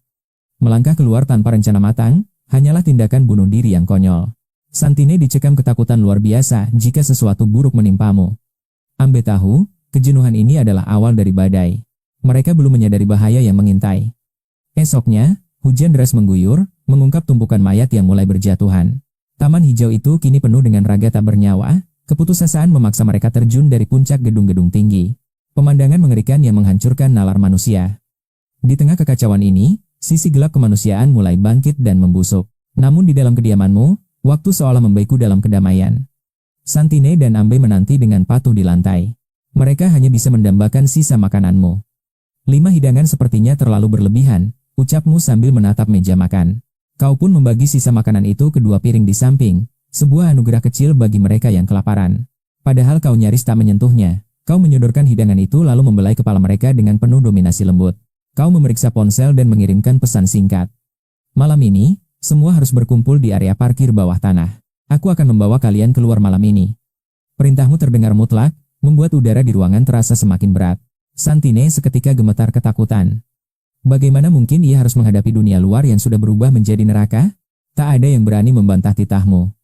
Dengan pandangan penuh kepatuhan, Ambe yang kuat pun hanya bisa mengikuti. Apakah masa-masa indah ini harus berakhir secepat ini? Mengapa kau memilih untuk membawa mereka berdua keluar? Pamer hanya akan mengundang petaka di dunia yang gila ini. Pikirmu tenang di tengah situasi yang semakin kacau. Membawa dua wanita cantik ke dunia luar adalah undangan maut. Namun kau tahu, kau bukanlah pria biasa. Kau bukan monster yang haus darah tanpa alasan logis. Perlahan, kegelapan malam mulai menelan seluruh penjuru kota. Bayangan orang-orang mulai muncul di parkiran gedung 3. Aura di sana terasa begitu mencekam dan penuh tekanan. Mereka bergerak dengan waspada, terutama kelompok Dong Fei yang sudah bersiap menanti momen yang menentukan malam ini. Area parkir itu mendadak ramai namun sunyi mencekam. Tak ada yang berani bersuara di tengah ketegangan yang memuncak. Mereka berkumpul dengan rasa cemas. Sialan, pria itu menipuku hanya demi sepotong roti, umpat seseorang dalam kegelapan. Seorang pria parubaya mengamuk karena targetnya menghilang. Kepercayaan di dunia baru ini sudah lama mati dan terkubur. Dia berteriak murka, menyadari keberuntungannya hanyalah sebuah jebakan pahit yang tak mungkin bisa ia maafkan sekarang. Dendam membara hanya demi sebutir telur. Umpatan kasar Dong Fei memecah kesunyian, menandakan badai kekerasan akan segera tiba. Dong Fei duduk angkuh di atas kap mobil, anak buahnya menggenggam belati dapur dengan tatapan liar penuh haus darah. Kilatan golok jagal itu memancarkan aura kematian, mata tajam Dong Fei terpaku pada pintu lift yang mulai terbuka. Sosok pengantar makanan itu menyimpan rahasia besar. Ada sesuatu yang ia sembunyikan di balik topeng ketenangan yang palsu. Tiba-tiba seorang pria kurus menyeret istrinya dengan paksa. Tuan Dong Fei, ambil saja istriku sebagai persembahan baktiku. Ia hanya memohon 2 botol air sebagai imbalan. Gelak tawa mengejek dari pria-pria di sana langsung meledak seketika. Lihat wajah kusamnya. Apa kau pikir wanita seperti ini layak dihargai 2 botol air? Ejek mereka dengan kejam. 1 botol saja sudah cukup. Aku sudah membersihkannya dengan benar, teriak pria itu dengan suara serak yang putus asa. Jarinya menunjuk dengan gemetar hebat. Ia menyodorkan wanita berambut kusut dan kotor itu ke hadapan sang penguasa parkiran. Tubuhnya mengeluarkan aroma tak sedap karena sudah 10 hari tak tersentuh air. Sebuah pemandangan yang benar-benar memuakan. Enyah kau dari hadapanku. Jika lapar, pergilah mencuri, usir Dong Fei dengan suara dingin yang menusuk tulang belakang. Keluar dari tempat ini berarti menjemput ajal. Ini semua salahmu. Mengapa kau tidak becus mencari makanan untukku? Bisikan lirih sang istri memicu ledakan amarah. Pria itu menjambak rambut istrinya dengan beringas di depan mata semua orang. Apa gunanya menikahimu jika setetes air pun tak bisa kau hasilkan? Dasar pria tak punya hati nurani. Akan kugigit kau sampai mati. Teriak sang istri sambil menerjang lengannya sebelum tendangan keras mendarat di tubuhnya. Ia menginjak kepala istrinya tanpa ampun. Beraninya kau menuduhku. Rasakan akibat karena telah melawanku, wanita tak berguna. Wajah wanita itu kini bersimbah darah segar. Ia terus berjuang di tengah siksaan kejam di dalam neraka bawah tanah. Keheningan mencekam menyelimuti. Di sana, seorang pria menatap mayat istrinya yang sudah pucat pasi. Dia tiba-tiba tersadar, lalu bersimpuh di samping jasad itu sambil meratap histeris memanggil istrinya. Aku tak sengaja, teriaknya. Namun di dunia kiamat ini, belas kasihan sudah lama musnah. Kematian mengerikan sudah jadi pemandangan biasa bagi kelompok Ding Feng di gedung 4. 20 pria beringas berkumpul di sana, masing-masing menghisap asap pengusir nyamuk dengan tatapan tajam. Mereka bersiap menyerang. Segala peralatan sudah siap, menunggu aba-aba maut dari Ding Feng. Rencana mereka simpel, habisi kelompok Dong Fei dan rampas semua pasokan makanan mereka. Jika itu terjadi, tatanan komunitas akan hancur total, dan semua orang akan saling berjaga. Peluang untuk kabur pun akan sirna. Saat itulah, aku memutuskan untuk mulai bertindak. Dong Fei melompat dari kap mobil dengan angkuh. Tiba-tiba, lift di sana berdenting nyaring. Pintu terbuka perlahan. Aku melangkah keluar dengan pakaian santai, terlihat tenang di tengah kekacauan. Dong Fei menatapku tajam, meremehkan dan menganggapku hanyalah pemuda biasa yang lemah. Namun sedetik kemudian, semua orang terperangah tak percaya hingga menggosok mata mereka berkali-kali. 2 wanita cantik muncul dari balik lift, melangkah anggun dengan sepatu hak tinggi mereka. Wajah cantik mereka bersinar tanpa noda, sama sekali tak menunjukkan tanda-tanda kelelahan kiamat. Kulit mereka putih merona dan segar, layaknya buah persik yang baru saja matang. Dengan bando telinga kucing dan lekuk tubuh sempurna, para pria di sana mulai menelan ludah. Kaos kaki putih menonjolkan kaki jenjang mereka, membakar gairah setiap mata yang memandang liar, hening seketika. Para wanita di sekitar langsung pucat pasi karena merasa kalah segalanya. Tak disangka, 2 dewi ini justru mengikuti seorang kurir makanan belaka. Ini benar-benar gila. Kenyataan ini menjadi pukulan telak bagi harga diri para pria beringas di tempat itu. Sunting dan Amber hari ini benar-benar memukau dengan pesona yang sangat luar biasa. Sunting mengenakan versi putih dan Amber versi merah muda, tinggi 1,68 meter, kaki jenjang seputih giok mereka melangkah anggun, memancarkan aura kelembutan yang mematikan. Sebelum kiamat, langkah kaki kucing mereka pasti dipuja, tapi kini justru mengundang bahaya besar. Sunting berjalan penuh percaya diri, memamerkan bentuk tubuhnya yang mempesona tanpa rasa takut. Dia memanfaatkan ketertarikan para pria itu, sementara Amber terlihat jauh lebih pemalu dan gugup. Ekspresi ketakutan Amber justru membuat nafsu para pria di sana semakin meledak-ledak tak terkendali. Bukankah itu si pembawa acara cantik? Bagaimana bisa dia tunduk pada kurir makanan itu? Semua orang akhirnya paham, kekasih kaya pramugari itu pasti sudah tewas mengenaskan sekarang. Hanya dia wanita tercantik di gedung kita, ucap Dong Fei sambil menatapku penuh amarah. Dia tertawa mengejek, pamer seperti ini hanya akan mengundang maut menjemputmu lebih cepat. Aku hanya menatapnya dengan wajah datar. Maut?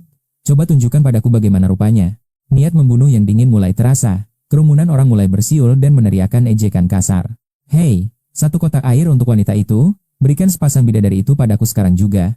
Seorang pria mesum nekat mendekat dan mencoba meraba bokong Sunting dengan tangan kotornya. Dengan seringai dingin, aku mencabut pedang dari pinggang. Tebasan kilat langsung meluncur deras. Tangan hitam itu terputus. Tubuhnya terbelah menjadi dua bagian dengan isi perut yang berhamburan.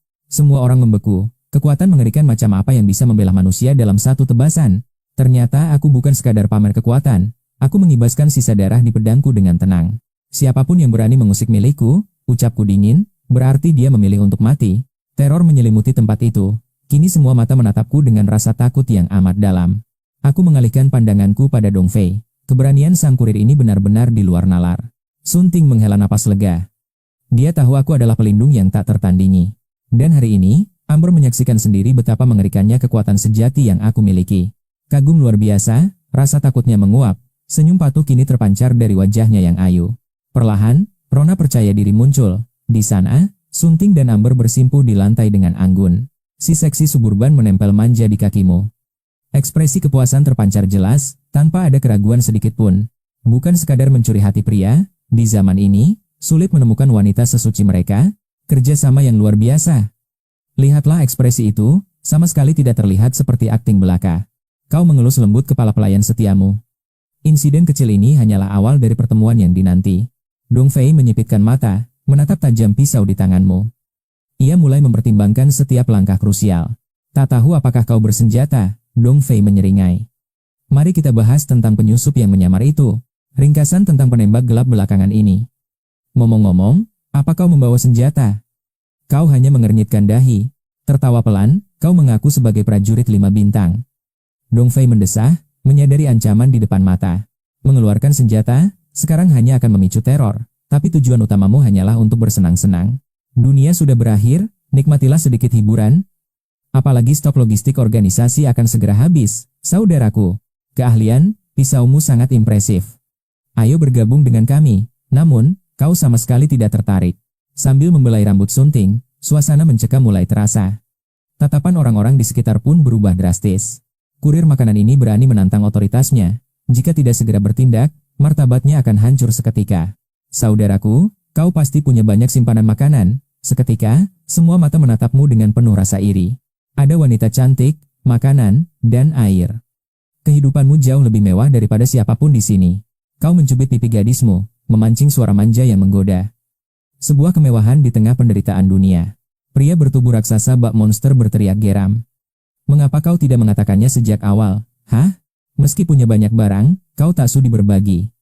Jangan sebut aku egois dalam situasi seperti ini. Jika berani, coba saja rebut dariku. Kau tertawa, membuat si raksasa jahat itu mendadak ragu. Tatapannya tertuju pada pedang besar di dada Amber. Di sana, sebuah mayat terbelah dua mengenaskan. Dia gemetar ketakutan, kau mengangkat bahu dengan santai. Karena kau pengecut, kematian adalah jawabanmu. Pisau terbang yang tajam melesat secepat kilat. Si pria raksasa itu hanya bisa terpaku membeku. Seorang pria di belakangnya tumbang dengan pisau di dahi. Padahal baru saja ia menginginkan air darimu. Pria yang ingin membeli Amber merasa malu. Berikan aku satu kesempatan lagi, aku takkan gagal.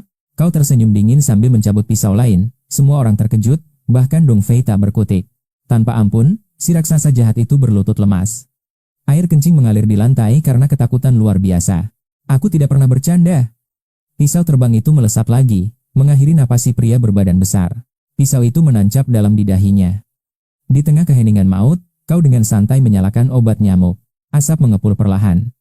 Adakah yang masih berani merampokku? Jika sanggup ambillah semua harta milikku ini, termasuk kucing besarku. Namun, nyali mereka ciut, hanya bisa berharap pada keajaiban dari Putri Dong. Putri Dong tahu ia harus bertindak. Jika tidak, pengaruh kelompok Wacha akan musnah malam ini juga. Anak muda, kau hebat. Putri Dong memujimu setinggi langit, namun kau memilih untuk mengabaikan sandiwaranya. Pramugari di sampingmu itu. Pacarnya sudah menjual seluruh hak hidupnya kepadaku secara resmi. Dong Fei menatap Amber yang terduduk lesu. Gadis itu tak menyangka dirinya dikhianati oleh takdir pahit. Dijual oleh kekasihnya sendiri.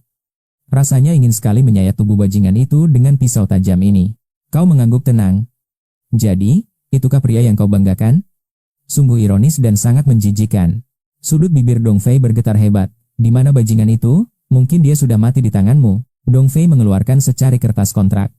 Itulah dokumen penjualan yang ditulis langsung oleh pacar Amber. Siapa yang tahu kalau kau memalsukannya?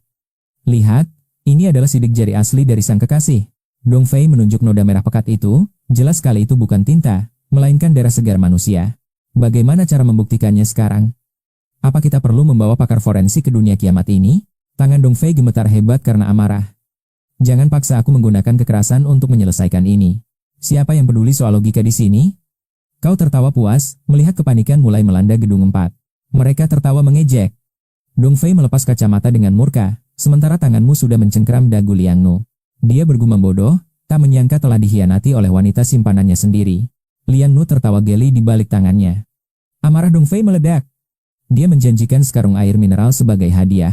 2 dus air, daging kering, hingga tumpukan mie instan, investasi gila demi sebuah nyawa. Demi hadiah itu, para anak buah Dong Fei mencabut pisau mereka dengan haus darah. Mereka mengepungmu. Tapi kau mencabut kapak perang itu dan mulai menari di antara kematian. Satu tebasan, si ahli strategi terbelah 2. Gerakan pergelangan tanganmu tak menyisakan ampun. Jeritan pilu mengguncang jalanan saat isi perutnya tumpah ke tanah. Kejam tanpa sisa. Ketakutan melumpuhkan mereka. Namun, dengan kapak di tangan, kau kembali menerjang bagai monster. Tangkap 2 wanita itu, teriak Dong Fei. Dia pikir mereka bisa jadi sandera untuk mengendalikanmu. Seorang kurir sekuat ini, apa dia dari biara Shaolin? Beberapa orang nekat maju menantang maut. Mereka mengincar Sun Ting dan Enbei, tapi kedua wanita itu tak bergeming sedikitpun. Sebuah tangan hampir meraih Enbei, tapi sebuah belati tiba-tiba menembus dahi penyerang itu. Dari kejauhan, suara dinginmu menggema, jangan berani-berani menyentuh stok makananku. Berani menyentuh, nyawa melayang. Ketakutan Liang Nu sirna seketika melihat dominasimu yang mutlak. Mereka menatapmu penuh kagum. Siapapun yang mendekat, kau habisi dengan serangan tepat di dahi. Lemparan pisaumu cukup terlatih. Meski kau merasa masih perlu mengasah kecepatan seranganmu, 4 pria tumbang di kaki mereka. Kini, tak ada lagi yang berani melangkah maju. Belasan mayat berserakan di genangan darah. Bajumu pun kini ternoda oleh cipratan maut. 3 pria tersisa melihatmu bagai dewa kematian. Mereka kabur, tapi kapakmu melesat lebih cepat. 1 lemparan menghantam ketiganya. Semua terpaku, mengira kau adalah master bela diri yang menyamar. Melihat kekuatan gila ini, Ding Feng sadar rencananya harus berubah. Kau terlalu berbahaya. Jangan melawan langsung. Garasi itu kini pekat dengan aroma darah dan kematian yang menyesakan. Hanya dalam 5 menit, kau sendirian berdiri tegak setelah membantai seluruh isi gedung 3, yang tak datang sungguh beruntung. Dong Fei gemetar hebat, mencoba menyalakan rokok dengan tangan lunglai. Pemantik di tangannya terus meleset karena ketakutan. Saat itulah, kau mendekat dengan senyum dingin. Butuh api? Tanyamu tenang. Dong Fei menatapmu penuh teror sambil memajukan kepalanya.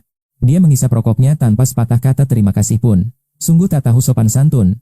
Kenapa semua orang begitu kasar? Sepertinya aku harus memberimu sedikit pelajaran berharga. Dong Fei tergagap mengucap terima kasih. Tapi, tinjumu sudah mendarat telak tepat di jantungnya. Dadanya hancur. Tubuhnya menghantam Porsche hingga kaca-kacanya hancur berkeping-keping di lantai. Aku benci orang tak sopan, gumammu sambil menyalakan rokok dan mengedarkan pandangan tajam. Para pengintai dari gedung sebelah langsung bersembunyi ketakutan saat mata kalian bertemu. Sun Ting dan Enbei takjub. Mereka yakin telah memilih tuan yang benar-benar perkasa. 12 wanita meringkuk ketakutan di sudut. Semua pria di gedung 3 telah habis dibantai. Kau berhenti dan menatap mereka. Tak ada yang berani melawan, semua tertunduk penuh kepatuhan. Kau mendesak kecewa, tak ada yang cantik. Bersihkan tempat ini dan ambil barang-barang itu. Setiap orang boleh mengambil sebotol air dari stok Dong Fei sebagai upah bersih-bersih. Harapan muncul di mata mereka, sementara Ding Feng menatap kepergianmu dengan tatapan penuh kebencian. Wajahnya membeku. Bos, kelompok Dong Fei sudah rata dengan tanah. Apa langkah kita sekarang? Baguslah, sumber daya mereka kini jadi milik kita. Semakin sedikit orang, Semakin banyak jatahnya. Ding Feng menyeringai licik. Dia berencana menghabisimu demi merebut semua harta karun itu. Setelah membunuhmu, dia berniat menguasai seluruh kekayaan Putri Dong tanpa sisa sedikit pun. Kau tiba di tempat Putri Dong. Tumpukan sumber daya di depan mata tampak tak berarti bagimu. Saat kau memeriksa barang jarahan itu, jeritan Yang Nu tiba-tiba memecah keheningan koridor gedung. Sentin membuka pintu dan bau busuk yang menyengat langsung menghantam wajahnya. Dia segera menyalakan lampu. Matanya terbelalak menatap sesosok mayat di ranjang. Itu bukan temannya. Dia mendekat untuk memastikan. Bercak pembusukan mulai menghiasi tubuh itu. Manusia-manusia bejat ini bahkan tidak membiarkan mayat beristirahat dengan tenang. Santin mengepalkan tangannya kuat-kuat. Mengingat pembantaian yang kau lakukan sebelumnya, dia merasa sedikit lega. Dia berencana memeriksa keadaan saat itu. Seseorang berkata jika tertangkap, nasibnya akan berakhir tragis. Akhir hidupnya mungkin akan sama mengerikannya. Sekarang, pergilah cari di kamar itu. Apa yang terjadi? Kau mendekat dan bertanya. Begitu melihat mayat di atas ranjang, kau hanya mengernyit tanpa berkata apa-apa. Ternyata itu hanya teman lama. Bau busuk ini benar-benar gila. Kau terpaksa menutupi hidungmu sendiri. Jasad itu sudah mati selama beberapa hari. Santini mendengus, membuka jendela, lalu membuang mayat itu keluar. Tuan, ada banyak rokok dan alkohol di sini. Ambe berseru dari kamar utama, mengundangmu untuk melihat. Ternyata si kikir Dong Fei menyimpan harta sebanyak ini. Dasar serakah, semuanya dia tumpuk sendiri. Kau mengambil sebotol wine merah dan menyuruh Sentain menyiapkan air mineral. Janji harus tetap ditepati. Kau merebahkan diri di kursi goyang sambil menikmati sesisip wine merah yang terasa sangat mewah. Ada yang bisa kubantu? Ambe berlutut manja di sampingmu. Dia sangat ingin membuktikan dirinya berguna. Trauma melihat mayat tadi membuatnya takut dibuang dan berakhir mengenaskan seperti temannya itu. Kau menepuk pahamu pelan. Dengan wajah tersipu malu, Ambe duduk di pangkuanmu, benar-benar menggoda. Kau menyodorkan wine itu padanya. Ambe menyesap cairan merah itu dengan bibirnya yang sangat memikat. Wine merah mengalir perlahan di sela bibirnya, tampak begitu provokatif. Tiba-tiba, para wanita itu muncul di pintu. Mereka mematung saat melihatmu dan Ambe sedang bermesraan di atas kursi goyang itu. Rasa terkejut mereka sudah sirna, digantikan kekosongan. Namun, mereka tetap iri melihat kecantikan putih Ambe. Aroma segar sabun mandi tercium jelas, sangat kontras dengan bau kotor yang melekat pada mereka. Mereka bahkan bisa mandi. Para wanita itu menatap tangan mereka yang penuh noda darah kotor. Nasib mereka lebih buruk dari pemulung. Ini imbalan kalian, ambil ini dan segera pergi. Santin memberikan satu botol air pada setiap orang. Tapi melihat gunungan makanan di sana, keserakahan pun muncul. Mereka mulai berbisik dan merencanakan sesuatu. Tatapan mata mereka penuh dengan ambisi yang berbahaya. Semua ini barang simpanan Dong Fei. Kenapa kita hanya mendapatkan bagian sekecil ini? Seorang wanita parubaya menyahut. Benar. Memindahkan mayat-mayat itu sangat menguras tenaga kami. Anor Aspertibun. Satu botol air tidak akan cukup. Ini penghinaan. Lagi pula, mereka bertiga tidak mungkin menghabiskan semuanya. Apalagi semua pria sudah mati, pasokan ini harusnya milik kita. Mereka semakin bersemangat menuntut lebih. Merasa seperti kembali ke masa sebelum kiamat, 12 wanita itu pun menunjuk satu perwakilan. Mereka kembali mengetuk pintu. Halo, kita pernah bertemu sebelumnya, kan? Zumin tersenyum licik pada Santine. Santi menatap wanita di depannya cukup lama, mencoba mengenali wajah yang terasa sangat asing itu. Kau Zumin dari bagian manajemen perumahan, kan? Suntain akhirnya berhasil mengingat identitas wanita itu. Benar sekali, kami semua wanita lemah yang kehabisan tenaga setelah mengurus mayat-mayat tadi. Dulu Dong Fei selalu menindas dan membiarkan kami kelaparan. Bisakah kau berbagi sedikit makanan? Zumin menunggu jawaban dengan penuh harap. Namun, Suntain tidak memiliki wewenang untuk memutuskan hal itu. Dia menoleh ke arahmu. Saat itu kau sedang asyik mendekap pinggang ramping Ambe yang sangat menawan. Ambe memejamkan mata sambil mendesah pelan. Berikan mereka masing-masing sepotong roti, ucapmu dengan santai. Karena suasana hatimu sedang sangat baik, kau bermurah hati. Suntine mengambil kotak berisi 3 roti tupai. Roti krim kuning telur yang lezat, 1 potong tiap orang, sekarang pergi. Suntain mulai terlihat tidak sabar. Tatapannya berubah menjadi tajam. Jangan sampai mengganggu tuannya yang sedang asyik bersama kekasihnya. Tanpa tahu malu, Zumin malah meminta 2 kotak roti sekaligus. Keserakahannya benar-benar tidak tertolong. Wajah Suntine seketika menggelap. Alisnya bertaut rapat dan tangannya mulai terkepal dengan sangat kuat. Ambe tersentak kaget dan membuka matanya. Istirahatlah dulu, bisikmu menenangkan Ambe yang tampak ketakutan. Kau menatap tajam ke arah pintu dengan aura yang mengintimidasi. Coba ulangi, apa yang kau katakan tadi? Zouma masih didera ketakutan, namun mengira kau takkan membunuh wanita. Nyalinya pun perlahan bangkit kembali. Kau adalah Tang Ze sang kurir makanan bukan? Zhou Ma segera mendekat dengan wajah tanpa dosa yang menyebalkan. Dia terus menjilat tanpa tahu kau adalah pemilik asli tempat ini, sementara kau hanya melempar senyum penuh misteri. Melihat sikapmu yang tampak jujur, keserakahan wanita itu pun semakin menjadi-jadi dan mulai melunjak. Persediaan di sini sangat melimpah. Berikan kami 2 kota lagi karena kau tak mungkin menghabiskan semuanya sendirian. Ucapanmu masuk akal, katamu sambil mengangguk pelan, membuat Zhou Ma bersorak kegirangan atas kemenangannya. Tanpa banyak bicara kau membiarkannya, dan Zhou Ma pun langsung mendorong Sheng Ting dengan sangat kasar. Sheng Ting tersungkur menahan sakit yang luar biasa hingga ingin menangis, sementara aku hanya menatap dingin ke arah mereka. Di sana kau berdiri dengan senyum tipis, memperhatikan mereka yang mulai menjarah tumpukan camilan pedas milikmu. Cepat pindahkan semuanya. Dari kentang goreng hingga camilan bebek, jangan biarkan satu kotak pun tertinggal di sana. Kawanan wanita rakus itu mulai menguras logistikmu tanpa henti, sementara kau hanya memantau pergerakan mereka dengan tenang. Tatapan NB tampak penuh gairah saat melihatmu mendekat, seolah ingin memberikan bantuan tambahan untukmu. Lagi pula kalian takkan sanggup melahap semua ini, cepat bawa kotak terakhir itu sebelum terlambat. Zhou Ma menyahut penuh semangat sambil memerintah rekan-rekannya untuk terus mengangkut barang jarahan mereka. Ekspresi munafiknya benar-benar membuat mual, padahal kau dan NB telah mempertaruhkan nyawa demi makanan ini. Para wanita parasit ini hanya tahu cara merampas tanpa keringat, sungguh pemandangan yang sangat memuakan hati.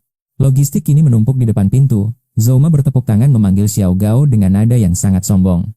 Kami akan mengingat kebaikanmu ini, dan berjanji akan membantumu menutupi jejak pembunuhan itu nanti. Kalau begitu aku harus berterima kasih, ucapmu sambil tertawa kecil menanggapi kebodohan luar biasa mereka. Sudah takdir kita hidup bertetangga, jika tak ada lagi urusan, kami akan segera pergi dari sini sekarang juga. Kau menggaruk kepala dengan wajah kecewa, kalian merampas hartaku dan ingin pergi begitu saja dari sini? Tante, kenapa bicaranya kasar sekali? Kami tidak mencuri, kami hanya mengambilnya sedikit untuk bertahan hidup. Zhou Ma seketika memasang wajah otoritas orang dewasa dan mulai menceramahimu dengan nada yang sangat angkuh. Aku tidak pernah setuju, kucing-kucingku adalah saksi pencurian ini. Dan Sheng Ting pun mengangguk penuh keyakinan. NB yang terduduk lemas juga mengangguk, kalian benar-benar tidak masuk akal, ayo pergi dan abaikan mereka. Zhou Ma mengangkat tangan dengan sombong, seolah lupa betapa ngerinya kilatan pisaumu beberapa saat yang lalu. Kau menghela napas panjang, lalu perlahan menarik keluar sepucuk pistol hitam sambil tertawa dengan sangat dingin. Baiklah. Sekarang giliran aku yang merampok kalian. Suara tembakan menggelegar menembus bagian belakang kepala Zhou Ma. Tubuhnya ambruk bersimbah darah dengan pupil mata yang melebar saat nyawanya melayang dalam sekejap mata. Para wanita di depan lift terperangah melihat Zhou Ma tumbang dengan luka tembak yang mengerikan di kepalanya. Kau melangkah keluar dengan senyum iblis sambil menggenggam pistol. Seketika suasana di sana menjadi sunyi senyap. Kalian merampokku, maka aku merampok kalian. Bukankah ini yang dinamakan keadilan yang sangat hakiki? Bukannya melarikan diri, wanita itu malah berteriak histeris sebelum rentetan peluru panas membungkam suaranya selamanya. Gema tembakan mengguncang gedung 3, menyebarkan teror mencekam ke seluruh penjuru lingkungan yang gelap itu. Pemimpin gedung 4 terkejut mendengar suara senjata. Ding Feng segera berbisik pada kekasihnya, Shan Sheng, dengan tegang. Shan Sheng menduga bahwa sang kurir malang itu mungkin telah dihabisi dalam kekacauan berdarah di gedung sebelah. Siapapun pemegang senjata itu pasti sedang menunggu saat yang tepat untuk menghabiskan sisa peluru miliknya. Setelah semua pria dieliminasi dia pun keluar. Teori Ding Feng langsung mendapat dukungan dari banyak orang. Kakak Feng, kenapa tidak kita periksa saja? Namun dia menyarankan untuk menunggu 2 hari lagi demi keamanan. Ding Feng tetap bersikap sangat tenang di tengah situasi apartemen yang semakin tidak terkendali itu. Di lantai 28, seorang wanita cantik berusia 25 tahun berdiri menatap keluar jendela. Sorot matanya yang jernih memancarkan kecemasan mendalam, meski kecantikannya yang luar biasa tetap tidak bisa disembunyikan. Wajahnya bagai karya seni alam, memadukan keanggunan wanita timur dengan pesona misterius yang sangat memikat. Di balik tatapan matanya, tersimpan kebijaksanaan dan kelembutan yang memancar dari jiwa yang sangat tenang. Meski kiamat telah melanda berhari-hari, gaun putih yang ia kenakan tetap bersih mengkilap tanpa noda sedikit pun.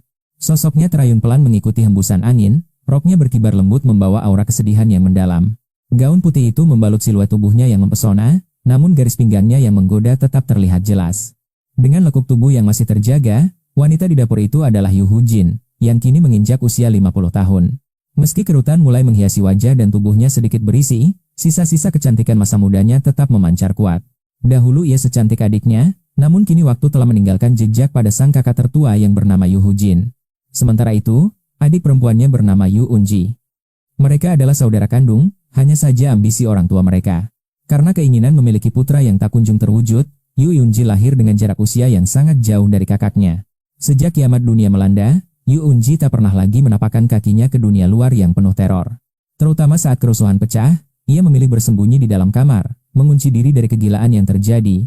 Tak ada tetangga yang tahu keberadaan Yu Unji. Ia hanya datang ke rumah kakaknya untuk sekadar makan bersama. Namun rencana penerbangan kembali ke Yunet hancur saat dunia menjadi kacau, ditambah pemandangan mayat wanita di bawah sana. Yu Unji sadar, jika keberadaannya diketahui orang asing, nasib buruk akan menimpanya di dunia tanpa hukum ini.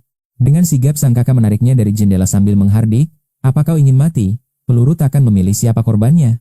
Kapan semua ini akan berakhir?" Batin Yu Unji yang nyaris gila, terkadang ingin rasanya ia melompat dan mengakhiri segalanya. Tapi ia tak sanggup.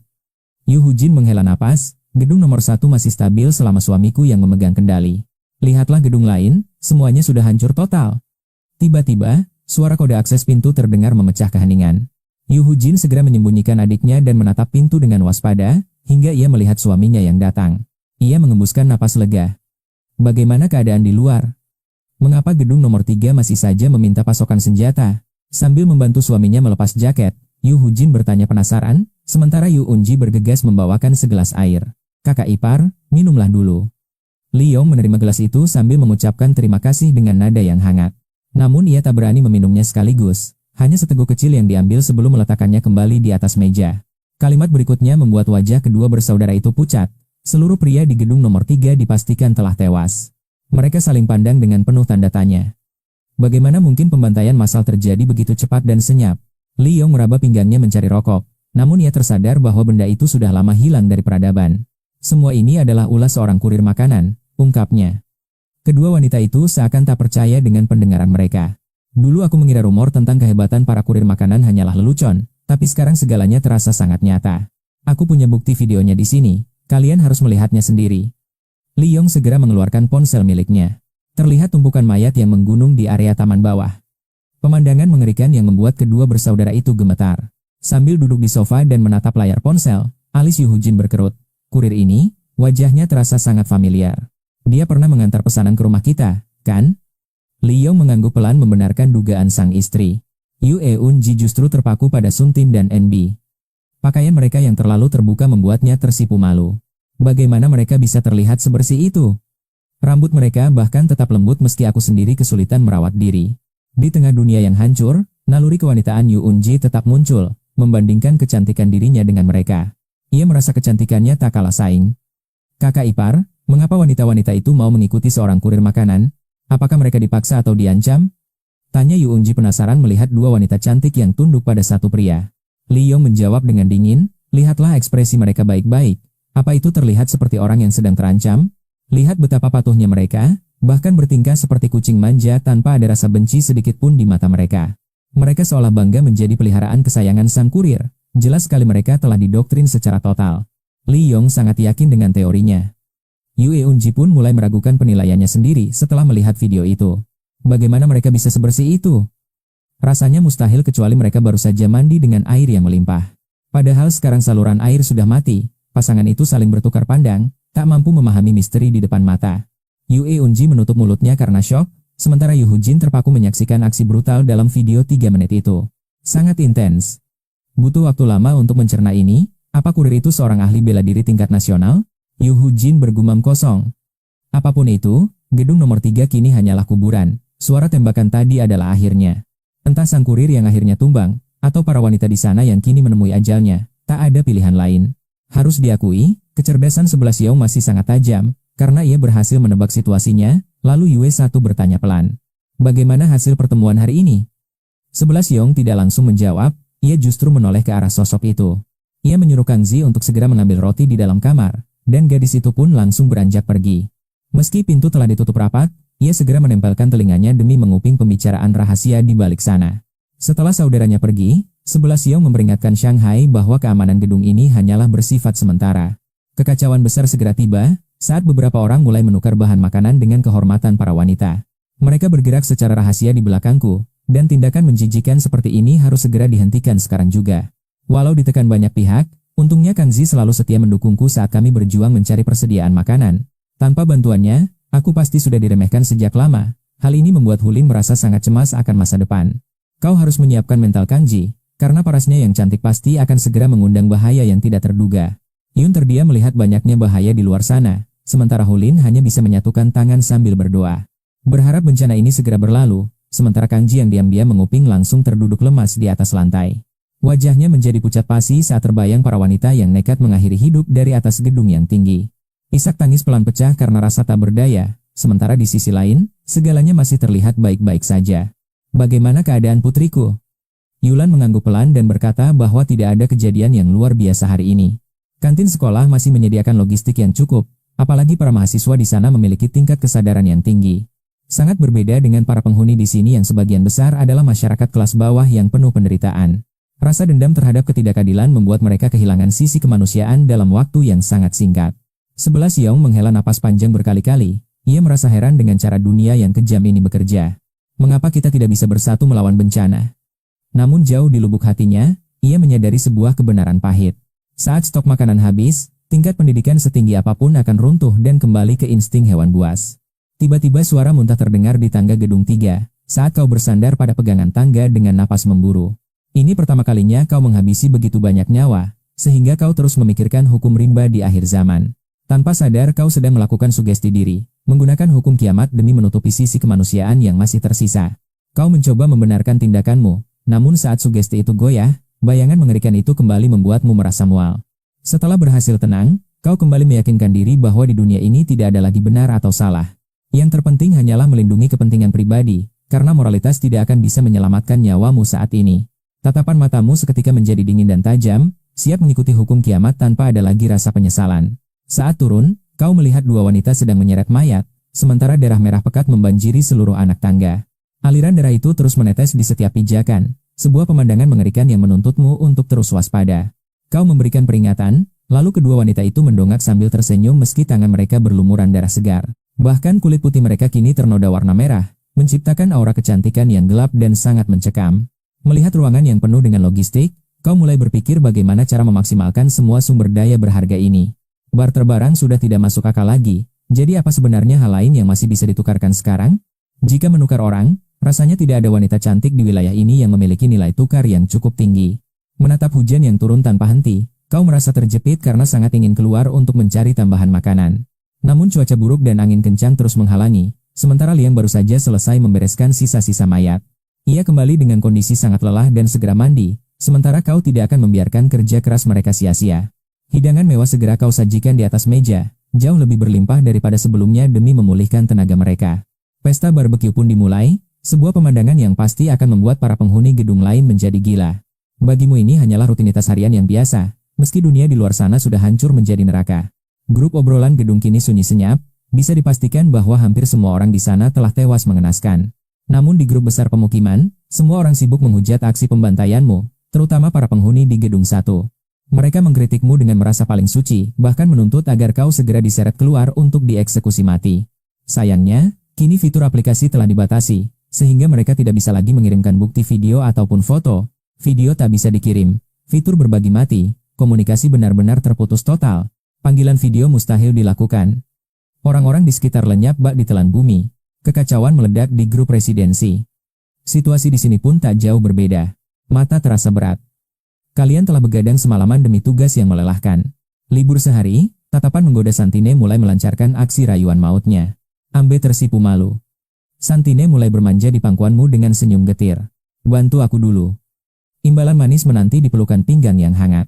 Tubuhnya begitu lentur dan ramping, Ambe bertanya dengan rasa penasaran tinggi. Barter sumber daya rumah? Santine menjawab. Tentu saja demi wanita cantik. Ambe terdiam sejenak. Dia takut kasih sayangmu akan segera berpindah tangan. Stok melimpah segera tiba. Keamanan semua orang akan terjamin mulai sekarang. Rencana ini sudah matang. Aku telah mengamati situasi sejak lama sekali. Di lingkungan ini hampa, hanya kalian berdua yang punya nilai berharga. Tak sembarang orang layak menjadi santapan kita. Rahasia besar mulai terkuak. Santine bergerak cepat. Iklan barter barang mulai disebar melalui ponsel pintarnya. Dia bertindak tanpa izin. Menguji keberanian di tengah kehancuran dunia luar. Setengah persediaan demi kecantikan? Ide gila yang sebenarnya cukup menarik hati. Alice terangkat heran. Apakah setengah itu tidak terasa terlalu banyak bagimu? Demi mendapatkan wanita cantik. Harga itu tetap terasa sangat menguntungkan kita. Ambe dipuji setinggi langit.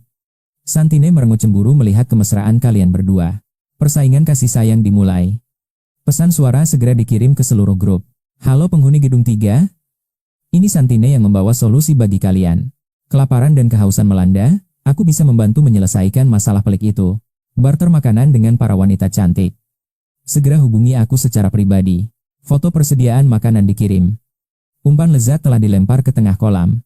Ponsel bergetar hebat. Ribuan permintaan pertemanan mulai membanjiri layar seketika. Semuanya palsu.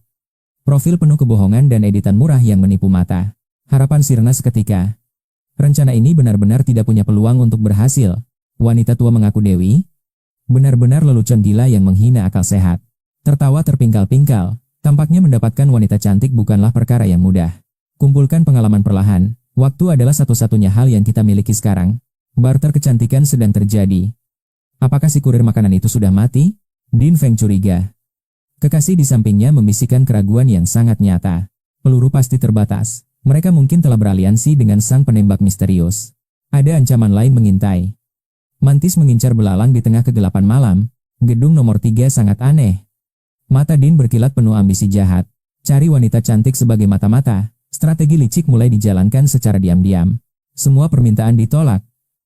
Menemukan permata di tengah lumpur sangatlah sulit dilakukan. Serangan malam adalah solusi.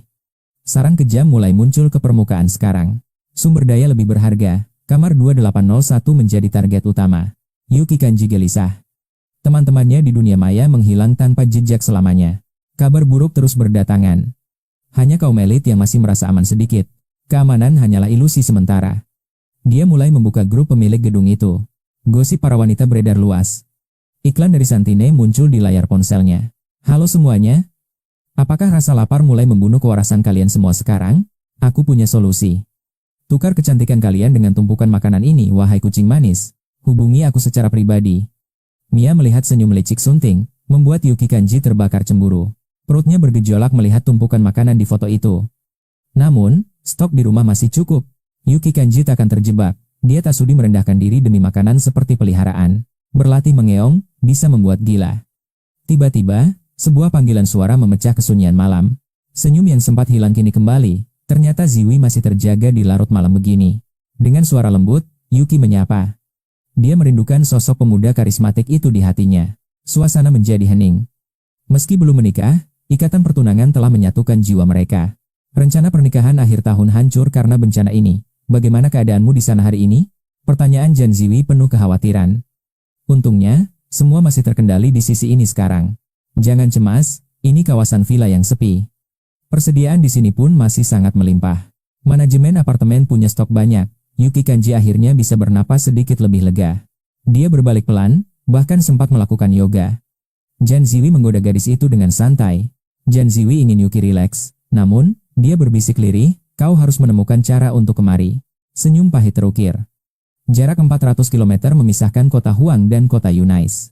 Dulu terasa dekat, kini menjadi mustahil ditembus. Aku akan mencari jalan keluar bagaimanapun caranya. Tenanglah, iparku adalah seorang pemimpin. Salah satu rekanku memberi peringatan yang sangat mengerikan. Kekacauan mulai pecah, nyawa manusia tak berharga. Para pervers pun kini mulai bertindak liar. Bahkan mayat wanita pun tak luput dari kebiadaban. Wajah cantik Yuki Kanji memucat ketakutan. Menyadari ucapannya salah, Jan Ziwi segera mengalihkan topik pembicaraan ke masa depan yang indah. Mereka memimpikan hari esok yang cerah hingga daya baterai ponselnya nyaris habis total. Yuki mengisi daya ponselnya sambil menatap hujan. Angin malam ini terasa begitu sangat mencekam. Kelelahan membawanya ke dalam mimpi buruk. Dia bermimpi dirinya telah menjadi sesosok mayat dingin. Kerumunan pria menatap tubuhnya dengan penuh nafsu, layaknya daging panggang yang menggoda selera. Mereka mencabik tubuhnya hingga hanya tersisa tulang. Yuki Kanji tersentak bangun dengan napas memburu. Keringat dingin membasahi rambut hitamnya yang indah. Wajahnya tampak sangat pucat pasi tak berdaya. Pagi telah tiba, namun rasa putus asa kian merayap dalam palung hatinya yang terdalam. Bisakah dia selamat? Air mata menetes, sangat kontras dengan dirimu yang justru penuh energi. Setelah peregangan singkat, kau menatap jendela. Hari baru yang penuh vitalitas telah dimulai kembali. Pengalaman bertempur semalam membawaku ke level 10. Masih butuh 90 poin lagi. Demi mendapatkan paket kiamat 2.0, progres 90 itu harus segera diselesaikan. Meski kekuatan meningkat 2 kali lipat, ini masih lambat. 3 senapan otomatis kini terpasang. Sebuah kawat terhubung ke pelatuk di atas ruangan. Siapapun yang masuk akan langsung tamat. Jika dipaksa masuk, peluru akan menghujani mereka. Kau menyimpan senjata lalu menikmati semangkuk mie. Strategi yang sangat brilian, Kau pun menyiapkan hidangan bergizi demi memperkuat energi tempur mereka. Siang yang membosankan. Santing duduk di balkon dengan pakaian ketat sambil memegang selembar kertas. Jemarinya lihai menggoreskan pensil di atas kertas.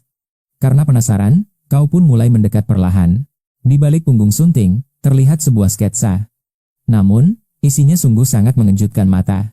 Itu adalah gambar tumpukan mayat yang mengerikan.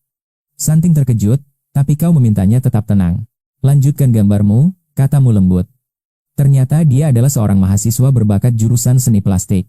Menjadi pelukis adalah impiannya sejak kecil. Namun, kenyataan dunia ini jauh lebih kejam sekarang. Hasil karya sebulan tak sebanding dengan penghasilan menari di ruang siaran langsung internetnya. Senyum pahit itu kembali muncul, tak ada bedanya dengan sekarang, hanya demi bertahan hidup.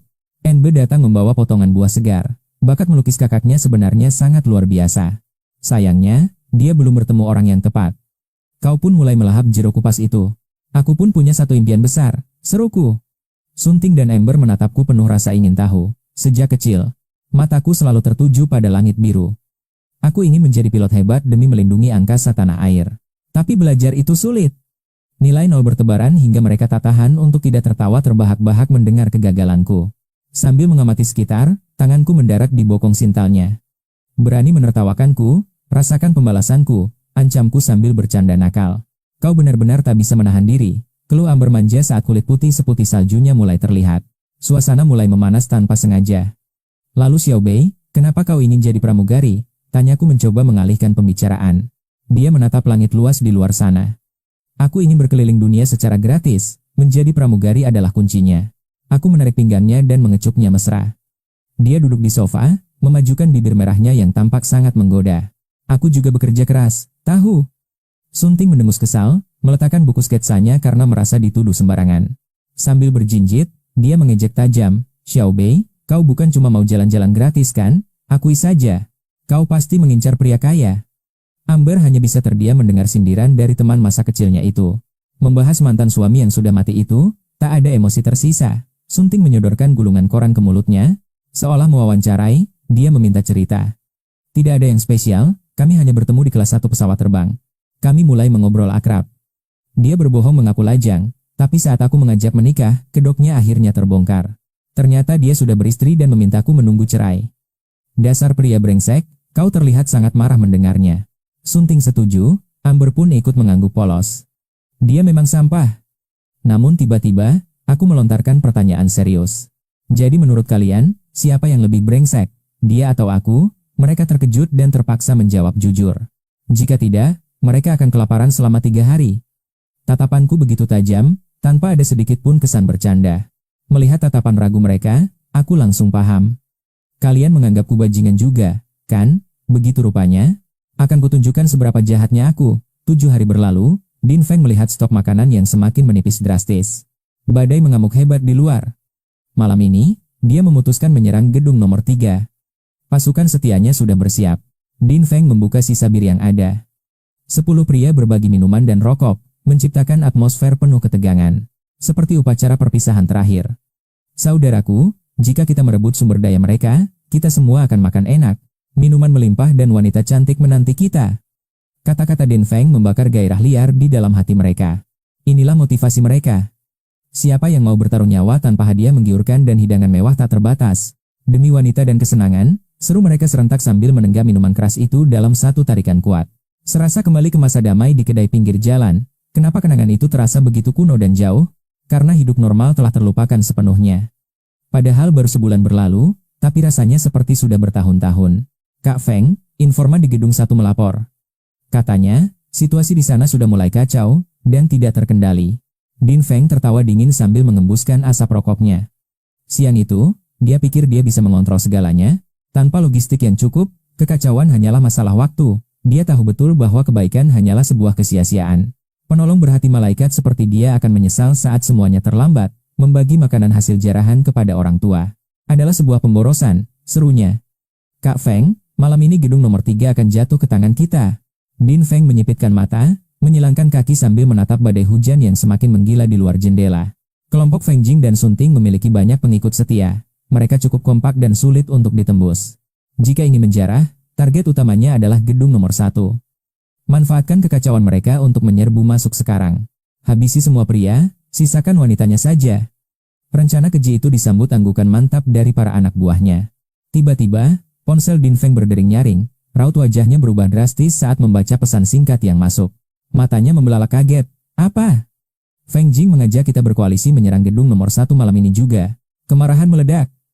Rencananya berantakan. Para anak buah saling pandang dengan bingung, menunggu instruksi baru dari bosnya.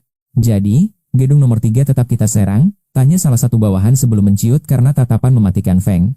Jika dia tidak segera bertindak, mereka mungkin akan mengkhianatinya demi merebut sumber daya berharga di sana. Perebutan kekuasaan wilayah ini akan berakhir dengan darah. Siapapun yang menang akan menjadi raja distrik ini. Aku tidak boleh membiarkan mereka memimpin. Pikirnya tajam. Feng segera membatalkan rencana serangan ke gedung 3. Fokus dialihkan ke gedung nomor 1. Setengah jam kemudian, keputusan final diambil dan pasukan mulai bergerak. Bahkan para anak buah pun bernapas lega, karena kini gedung 3 telah memiliki persenjataan mematikan. Meski amunisi terbatas, tubuh manusia bukanlah perisai baja. Sekali peluru bersarang, maut pasti segera menjemput. Di unit 28101 gedung